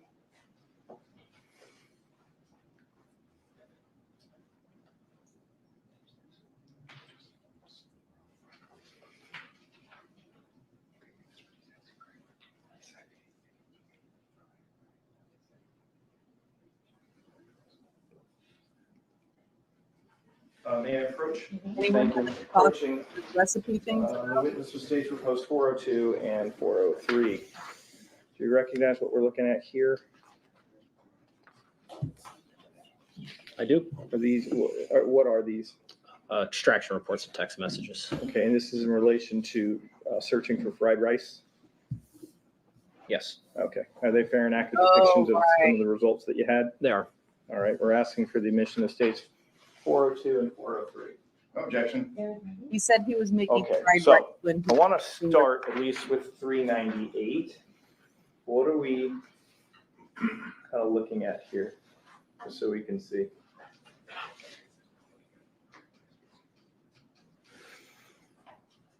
Again, that's the main homepage of when you process something in Celebrite Physical Analyzer. Okay, so this is kind of like the main home screen of Celebrite, correct? Yes, I see that your name is here. Is that right? correct? Okay, and it's kind of giving the breakdown of what type of phone it is that right? Correct. Over here in this corner, what is that little box? And it's been cut up. In this see it. corner up here, what is that little box? That's a search bar. Does that globally search every single category, every inch of that phone if you put in a certain keyword? It searches all the parse data, yes. Okay, so I want to first talk about the word recipe. Did you type that word in that global search box? I did. Did it produce some types of results? It did. Okay. Did one of them involve web history? I believe it did. Publishing 399. If we look at entry number 1, how many results were there total? 3. What's the title of result number 1? Air fryer French fries recipe, love and lemons. Okay, so not chicken fried rice. No. What's the date that appeared in the phone? September 1st, 2022 at 6:07 and 51 seconds p.m. So not later in the week of that first week in September, correct? No. Let's look at the second entry. What's the title of that one? How to make cauliflower rice, Cookie and Kate. Okay, so not chicken fried rice. No. What's the date on that one? August 29th, 2022, 7:04, 52 seconds p.m. So not a couple of days after Mr. Gehrman was killed. No. Let's look at the last recipe. What's the title of that one? French basil pesto recipe. Okay, and what's the date on that one? August 11th, 2022, 7:53, 45 seconds p.m. So not a couple of days after Mr. Gehrman's murder. No. And if we look at that second entry, you described it. It said how to make cauliflower rice, but the word recipe doesn't appear there. Can you look at the second column? Yes. What is the website that was used for that? Is Read that out. cookieandkate.com/cauliflower rice recipe. All right, so the word recipe ends up appearing there, and that's how the phone Celebrite pulled it, correct? Yes. All right. When you did the recipe search, did you also find some instant messages with the word recipe in it? I did. Okay. Publishing 401. If we could, please read us the date of when this message is done. August 24th, 2017, 1:47, 37 seconds p.m. Okay. And in that second sentence or third sentence beginning there, can you just read that out? It's in the second row. There you can find and post recipes and videos, learn about ingredients and techniques, ask questions, and share your love of cooking and food writing with other community members. Okay.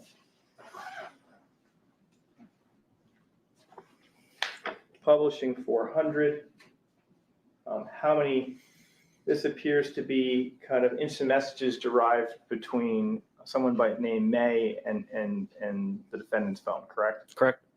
So let's look at this first entry. What's the date on that one? October 1st, 2020, 2:06, 36 seconds p.m. And this deals with dog food recipes, is that right? It appears to be. Let's look at the second text message. What's the date on this one? October 1st, 2020, 2:06, 36 seconds p.m. So dog food recipes again? Yes.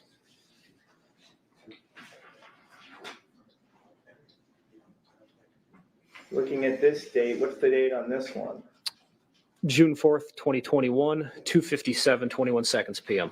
Okay, so again, we're not even within the same year as the day that Mr. Gehrman dies, correct? We are not. Let alone a couple days afterwards. Correct. And this was, so that's that date. Okay, let's move on to the fourth one. What's the date on this one? June 4th, 2021, 2:57:21 seconds PM. All right, so when you did a global search for the word recipe, this is all you could come up with out of that phone, or at least that's all that Celebrite came up with. Is that right? Correct. Did you also put in the global search box the terms fried rice? Yes. Publishing 402. What is the date on this instant message? March 16th, 2022, 6:57:34 seconds PM. Okay, and what does it say in the message? Can I get a bowl with teriyaki chicken and fried rice and a side of chow mein? This appears to be potentially some people with the last name, maybe his children and Mr. Telles. Yes. Turning to the second entry. What's the date on this one? March 16th, 2022, 6:57:34 seconds PM. So again, not even remotely close to the month of September. Is that right? Correct. Could you please read out what it says? Can I get a bowl with teriyaki chicken and fried rice and a side of chow mein? Publishing 403. What is the date on this one? That'd be March 10th, 2019, 10:08:44 seconds PM. Please read out the message. Fried rice, chow mein spelled incorrectly, lemonade, and teriyaki chicken. Okay, so this was all that Celebrite could draw up from for fried rice. Is that right? That's correct. Additionally, did you also run a search for the term Chinese rice? We did. This is focusing very well. Okay, and what happened when you typed that in? No results. Okay, so there was nothing that popped up. Correct. All right, thank you. No further questions. Awesome. Yes, Your Honor, I understand that there will be another detective called after this witness. Could we have him stay for a potential recall? Sure. Thank you. Sure. So you don't have questions now, but you. I do, actually. There's a few things that we'd like to address right now.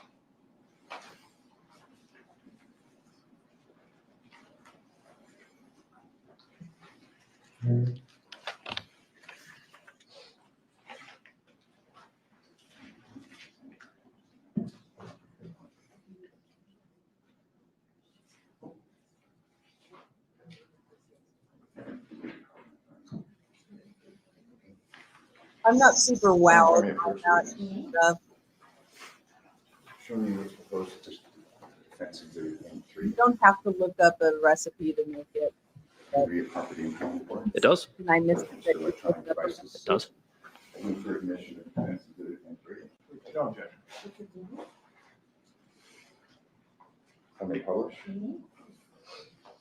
In reference to what may have been Googled, what may have been searched for or not, we do have a list of electronic devices that were seized as part of this investigation. Fair enough. Fair enough. And in addition to this, the Dell Optiplex desktop, at the bottom we have the Dell Optiplex desktop that you basically addressed last week through the course of your testimony. Do you recall that? I do. We also have another electronic device, the Samsung tablet in black case, correct? Correct. These questions that you were, and then again, here we have Dell laptop, correct? Correct. In reference to these questions for recipes and the like, these questions and based upon the Celebrite extraction were based upon searches that may have occurred on the phone that was possessed by Mr. Telles, correct? That's correct. Did you make these same searches on these other electronic devices? I did not. No. So you weren't looking for these recipes or anything like this on these other electronic devices that may have contained that information? I was not.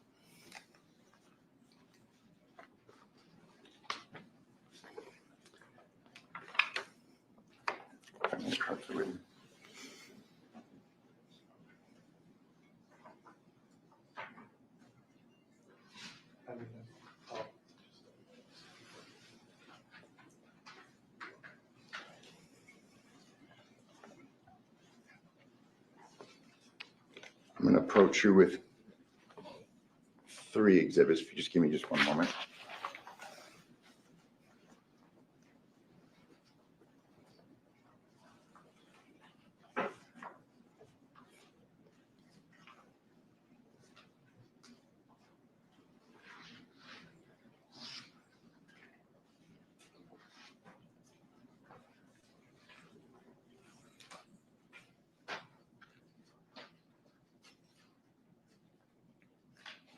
Let me approach the witness.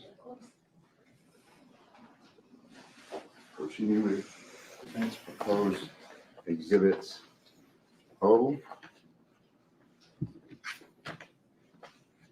R, and Q. That's correct. You recognize these?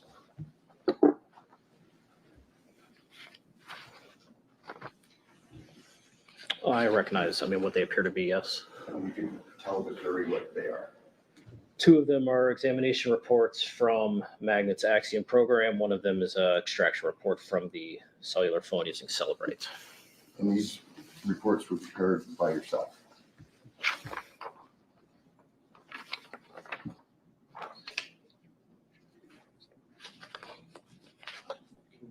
Briefly approach.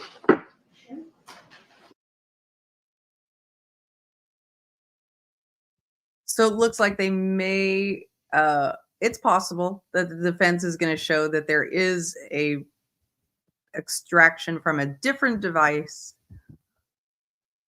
where he might have been looking up this recipe, but who knows?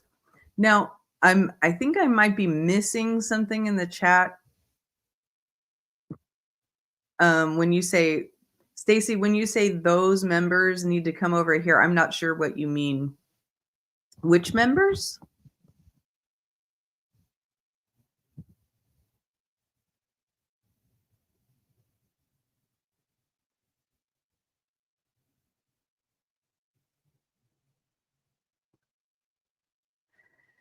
I don't watch cooking channels, so I have watched, Sandy Ruchek, or Rusek, Shanann Watts' mother. She had a cooking channel for a little while. I don't know if she still does anything with it, but I would notice that when she was doing her cooking videos, people would troll, which they would troll about Shanann in the case.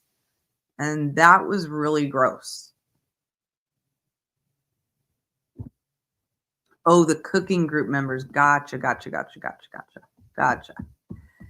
So I noticed that there would be trolling in her chat when she was doing her cooking show, but she was also, but they weren't about the cooking. They were about Shanann and Chris. And they were trying to, rile her up about it was really cruel, Evil Queen.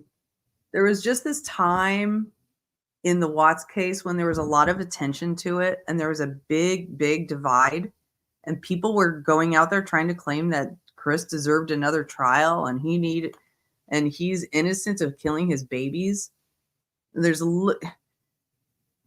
Sure, you can take all his inconsistent statements and his lies and you could make a case for that, but to actually take that to the level of trolling the family was just beyond. That was when I just really started to understand how cruel social media could be.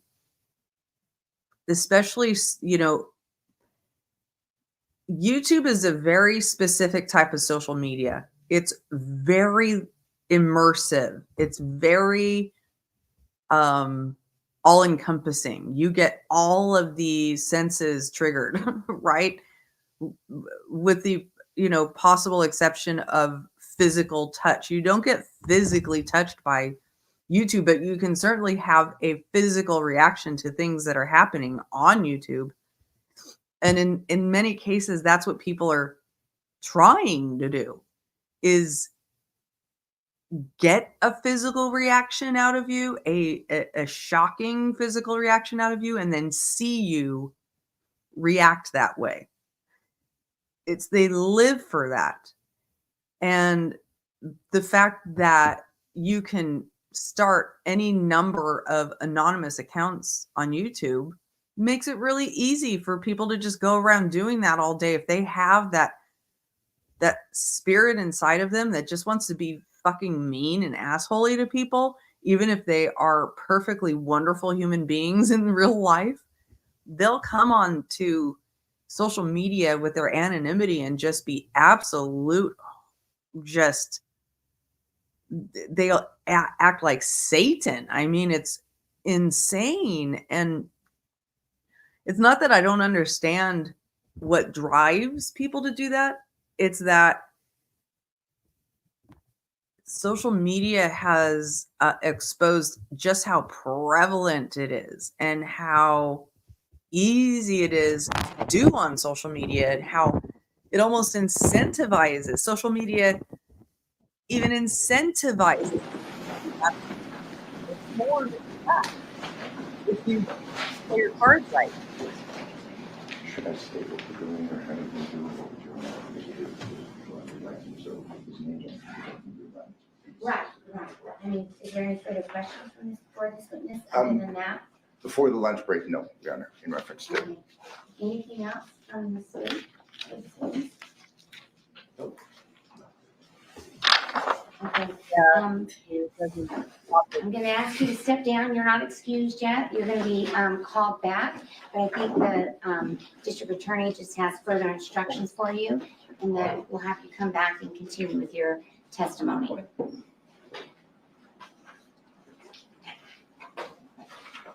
Any other witnesses? We can call. We can call Detective Gallows. Perfect. Sorry, Mr. Hamner, Detective Gallows. are you going to go? Okay, just ask the detective to stay close by for further instructions. He doesn't look super confident in his testimony. He doesn't look like he. Mr. Draskovich, before the next witness comes in, do you want to talk to that detective? No? We'll wait. Oh, so yeah, I know, Stacy. I totally agree. More people would feel comfortable being on social media and pouring their hearts out if they weren't allowed to be anonymously cruel and famous to people.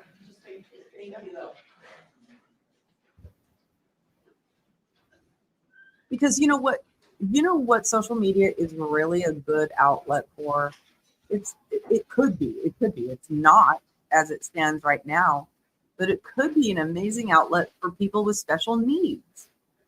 You know, people who might be, and people with severe disabilities who they have their minds about them, they have their faculties, but they can't do really much else. So it's a view to the outside world. And a lot of times when people start participating in social media, they decide that they want to contribute to social media and they want to become content creators. And then they become content creators, and if they have special needs or they have all of those things become part of a menu of just trolling topic.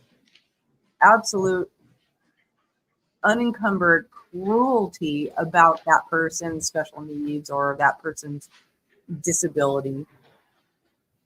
And I guess in this new, semi-new social media environment, it's the tougher skin that we all have to grow, because social media is not going to do anything to change it. Yeah, you mean disorder in the court? Yeah. I have a question for you all. So I've been, what other social, like, where do you go to get more information? Your news? Would you say you use Twitter more or Facebook more?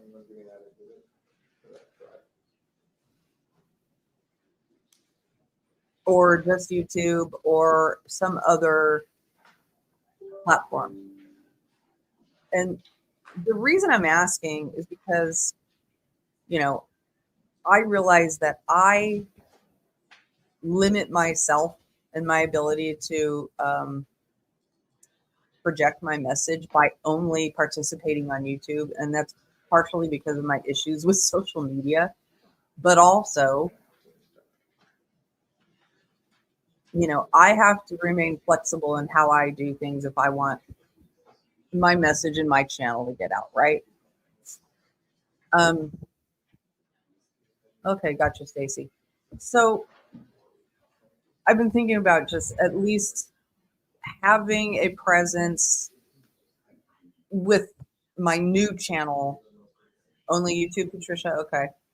A presence for my new channel on another social media platform. Start with photos while we're waiting for the computer, if that's okay with the court. Sure.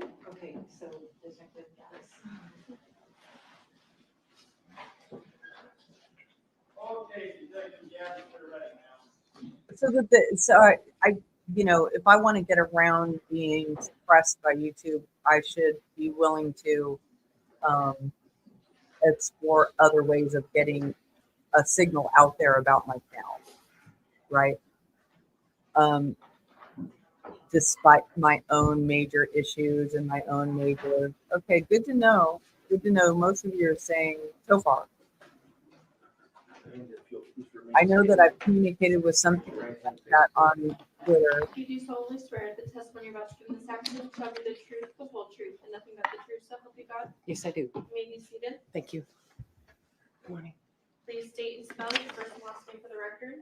It's Justine, And this is the lead detective. J-S-T-I-N-E, Gaddis, G-A-T-S. May I proceed, Your Honor? Detective Gaddis, in the course of the investigation into the murder of Mr. Gehrman, did you learn how many vehicles Mr. Tejas had in his household? Yes, there were 3. And can you tell the members of the jury what those 3 were? There was the 07 red GMC Yukon Denali. There was a brown, I can't remember the model of it, but it was a BMW SUV and a black Tesla. Okay, and we've seen pictures, obviously, of the Yukon and of the car stop with the Tesla, and I think there's some search warrant photos of the BMW. In the course of your investigation, did you become, his residence is on Spanish Steps, correct? Yes, ma'am. In the course of the investigation, did you learn about a Planet Fitness located on Charleston? Yes, I did. And did you ever drive or try to figure out the drive time between those 2 locations? Yes, I did. And what is it? It's about 4 to 6 minutes. Okay. Depends on which street you take specifically or if you get caught at the light. Okay, so if you were leaving Spanish Steps and going to Planet Fitness, you said it would take about 4 to 6 minutes? Yes, ma'am. May I approach, Your Honor? Detective, I'm showing you what's been marked as states proposed 407 through 410. If you could just look through those and let me know when you're done. Yes, ma'am. Do you recognize those exhibits as a map of those 2 locations, Planet Fitness and Spanish Steps, as well as pictures of Mr. Telles's BMW? Yes, I do.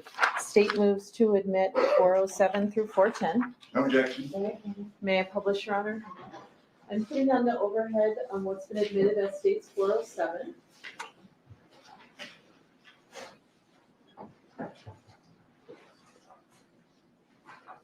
Detective, what are we looking at in that photo? That is a Google Earth image of the area of town that encompasses 9624 Spanish Steps Lane and the Planet Fitness over there at Charleston and Fort Apache. Okay, and on the left side, there's a couple different routes you can go. Is that fair? Yes, ma'am.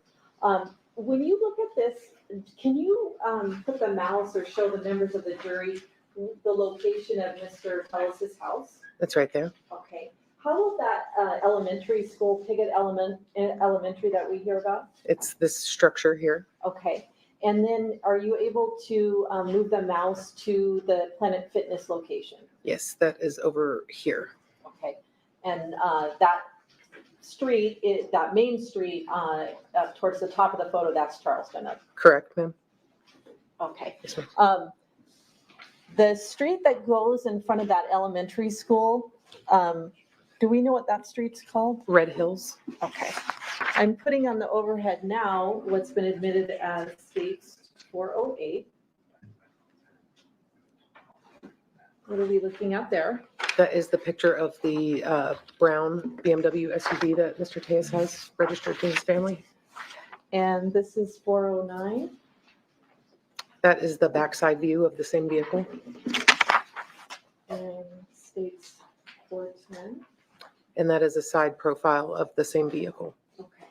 Now, the video that we've seen throughout the trial has all been little clips.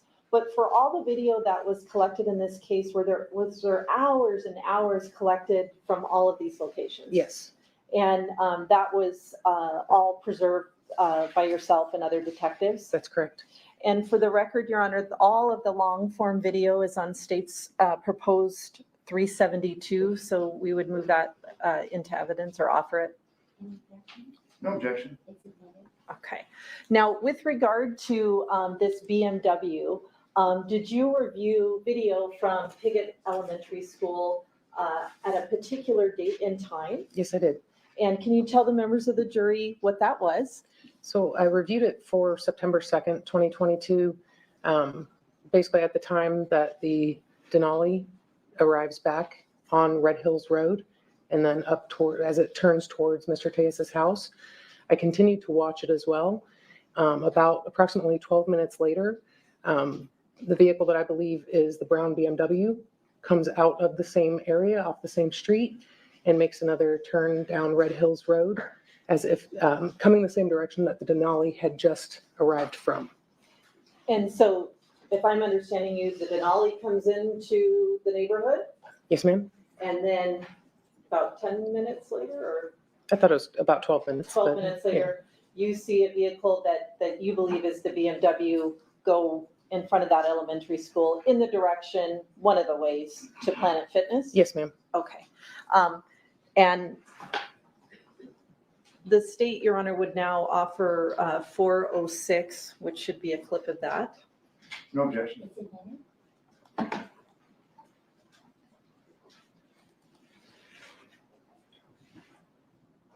you cue over?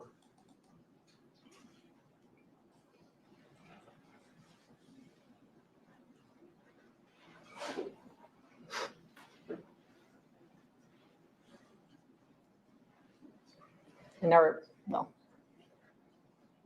we seeing the vehicle take a left turn on that Red Hills Drive? Yes, ma'am. And the time at the bottom was 12:03? That's correct.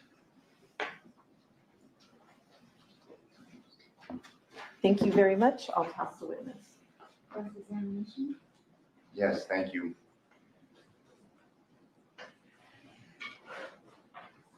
We've given testimony that the clip of video that we just saw was taken from the entrance of the neighborhood. Where specifically was this video that we just saw taken from? It was the camera was affixed to the Piggott Elementary School.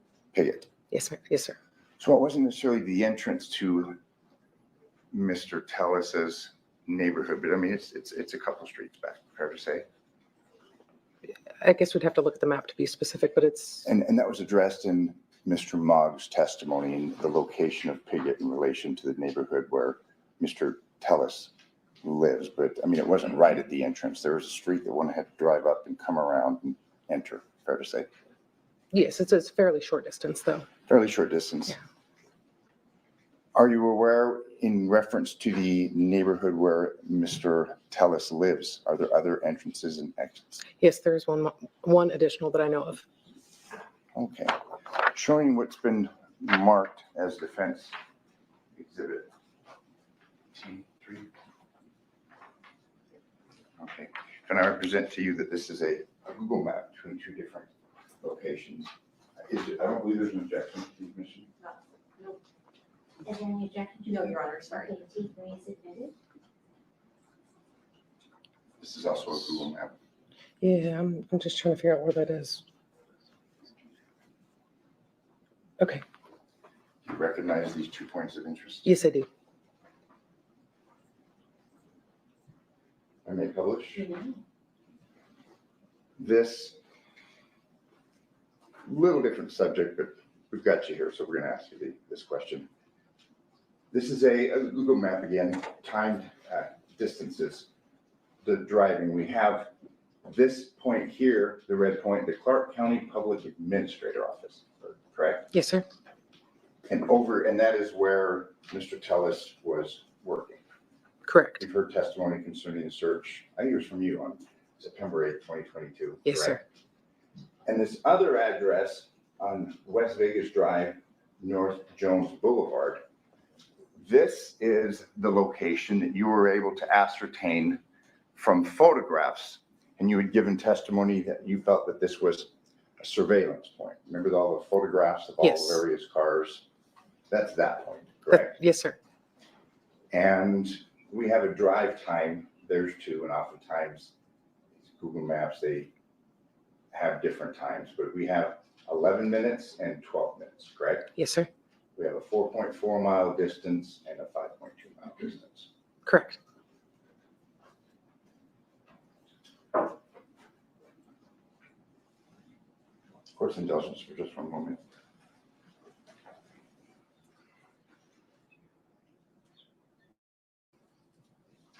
Thank you, ma'am. I have no further questions. No, Your Honor, thank you. Actually, I do. That's I'm okay, sorry. go ahead. Obviously, you were the primary in this case. Yes, sir. For the homicide detail. There'd been testimony concerning these various locations where images were captured, security, ring cam footage, correct? Correct. By yourself and others. Yes, sir. Specifically concerning Mr. Telles's home. There had been a discussion with Mr. Mogg concerning his security cameras, and I think you and I had addressed that last. I know I saw the images of the cameras up and the cameras not up. And Yes, yeah. exactly. There was a question. There were security cameras up above near the roof line where they were not there on September 1st, but then later, I think Tolliver had testified, but then there were security cameras up above, correct? That had Yes. been later installed. And Mr. Telles had testified concerning that, but let's talk about a ring camera. Yes, sir. A ring camera right by the front door. There was a ring camera there, correct? Yes, there was. And was the data from that ring camera obtained? What was available was obtained, yes. And what was available? Oh, I'd have to look back in the case file. I don't remember at this point. I knew there wasn't anything at the particular timing that were basically on the second. There wasn't much video that was found to be relevant. Okay, so is it your testimony that there was no relevance? And I mean, obviously, did you have a chance to review what may have been captured? Yeah, the ring video I did. Okay, and specifically on September 2nd, was there any evidence that you're aware that was recovered from the ring camera that was right next to his front door? I can't remember if there were clips from the second or not. I just remember that whatever was there, I could tell it wasn't relevant. And that's why there wasn't any clips preserved, or they were all preserved, my mistake. But that's why any clips weren't used potentially in that video synopsis that was provided. And who would have reviewed the evidence that was taken from the ring camera? I know I did. I'm not sure who, are you referring to Detective Mogg? Yes, or yourself. I'm asking who would have reviewed the contents of that ring camera? I did. And I know he had it available to him with the video production. So I could assume one way or the other, but I can't say if he did. I know I did. Okay, and if he had given testimony when asked that same question, he talked about the security cameras up above that were installed later, but he didn't appear to have any memory of anything that may have been reviewed from that ring camera. Okay. All right, and you don't have an independent recollection of what may or may not have been recovered from that ring camera? I don't. I'm sorry. Okay, no further questions. Thank you, ma'am. Thank you. Yes. When you say not relevant on the ring camera, what does that mean? We knew what time, or had estimated the timing of when the red Denali would have left, when it would have arrived back. And there was nothing at those timing marks or really in between that time either showing that Mr. Tejas was home or that anybody else was coming and going. So it wasn't informative as to the whereabouts of Mr. Tejas at any time? Correct. Thank you. And when we talk about any time, we're talking later in the day, I'm talking on the 2nd. on the second. So outside of that, you have no memory of anything that may or may not have been captured on that Ring camera on the September 2nd. I don't. I'm sorry, sir. Thank you. No further questions. Anything else? No, Your Honor. Okay, thank you very much for your testimony here today. You step down and you are excused from your subpoena. Thank you for coming back today. Does the state have any further witnesses waiting? We do not, Your Honor. I think we may be recalling, or Mr. Jaskovich may want to recall Detective Fulton. Okay, all right, so we'll break for lunch. Thank you. During this recess, you're admonished not to discuss or communicate with anyone, including your fellow jurors, in any way regarding the case or its merits, either by voice, phone, email, text, internet, or other means of communication or social media. Read, watch, or listen to any news or media accounts or commentary about the case. Do any research, consult dictionaries, the internet, or reference materials. Do any investigation, test a theory. All right. So what do you think? How do you think he's feeling right now? Learn about the case on your own or form or express any He opinion doesn't regarding look the case. super confident, proud. We in recess till lunch. When that witness comes back, I think that's our last witness of the day, right? We will bring you back in when that witness is here, and we will probably end early for the day. But at this time, you're excused for lunch. Thank you. Thank you. All right.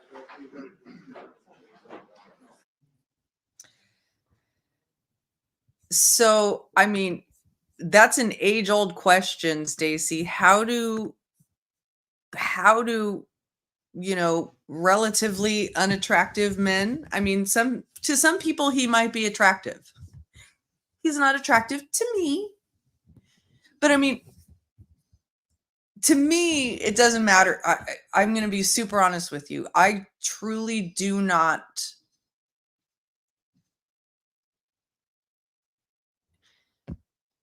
judge my attraction to somebody based only on their appearance. But if their personality starts to change their appearance for me, that's a big no. So it's power, you guys. Politicians in power, regardless of how much they make, they have strings to pull. They can do things other people can't do. It's power. I mean, there's so many, like, who on earth, tell me this, who on earth would actually look at Harvey Weinstein and say, yeah, I'd like to sleep with that guy? No. I would really like to sleep with that guy, Harvey Weinstein. Oh, it's going to get me a starring role? Well, maybe. Right? So I'm not saying, and he abused that. He abused that to this at the supreme extreme level. Right? So for me, we can't judge a person's look by how attractive they are to certain people. People are attracted by power. But even like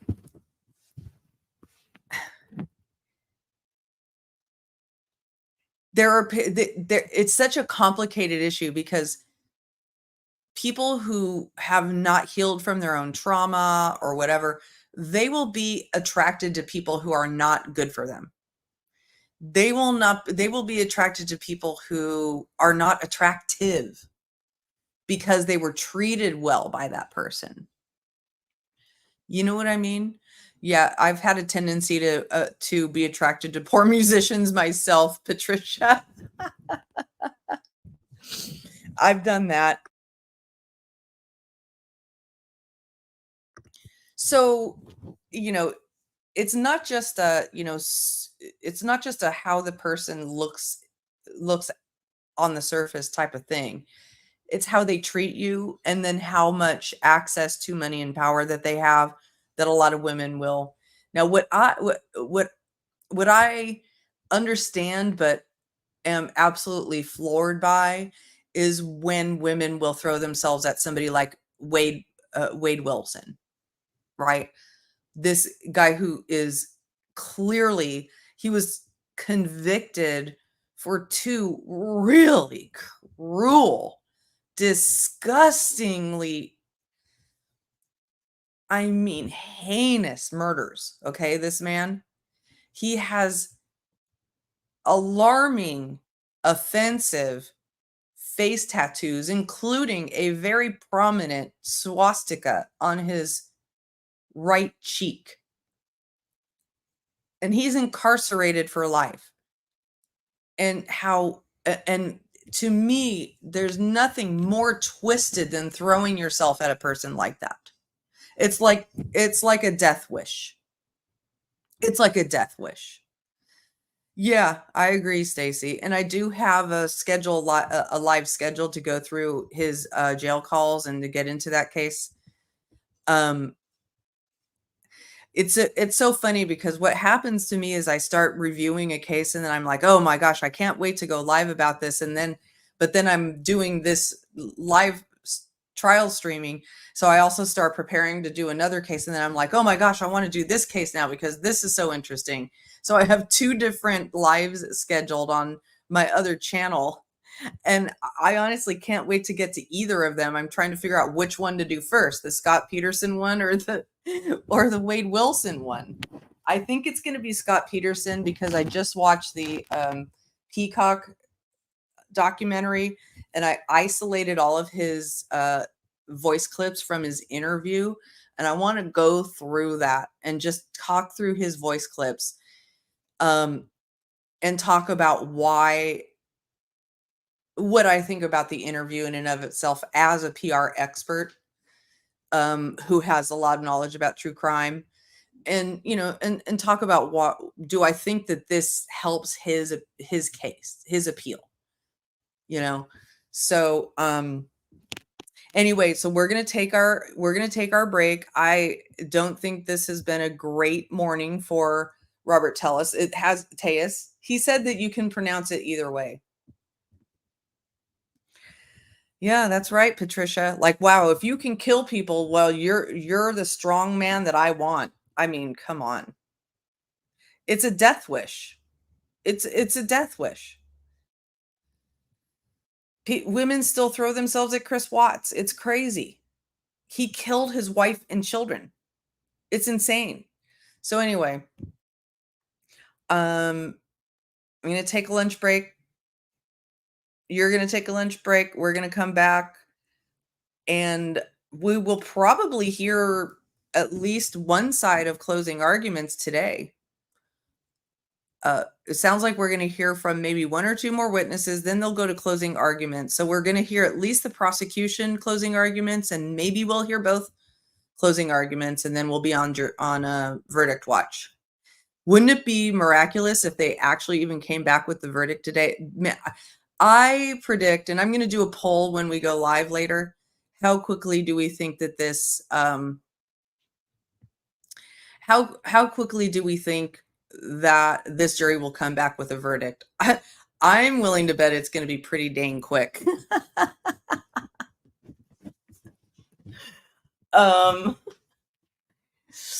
Stacy, his living victim, you mean Wade Wilson's living victims? Because my understanding was he has one living victim, one that lived through his attack, but maybe he has more and I'm just not, I didn't watch the entire trial. I watched a documentary about it so I could get updated on it. So anyway, 35 minutes, what? Oh, 30, you think the jury's going to come back in 35 minutes, Patricia? I'll put that as a choice in the poll. There's way more. Oh, God. Okay, well, I'm looking forward to learning more about that case. I've, admittedly, I didn't watch the entire trial. I haven't dug deep. I haven't gone in any rabbit holes. I'm just interested in hearing what I'm just interested in hearing how he thinks and how people talk to him and how he talks to people and all that type of stuff. 15. Stacy says it's 15 minutes. That'll be a choice too. All right, you guys have a wonderful break. please remember to hit the thumbs up.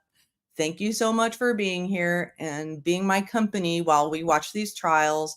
And please do come back in about an hour when court resumes. Toodaloo.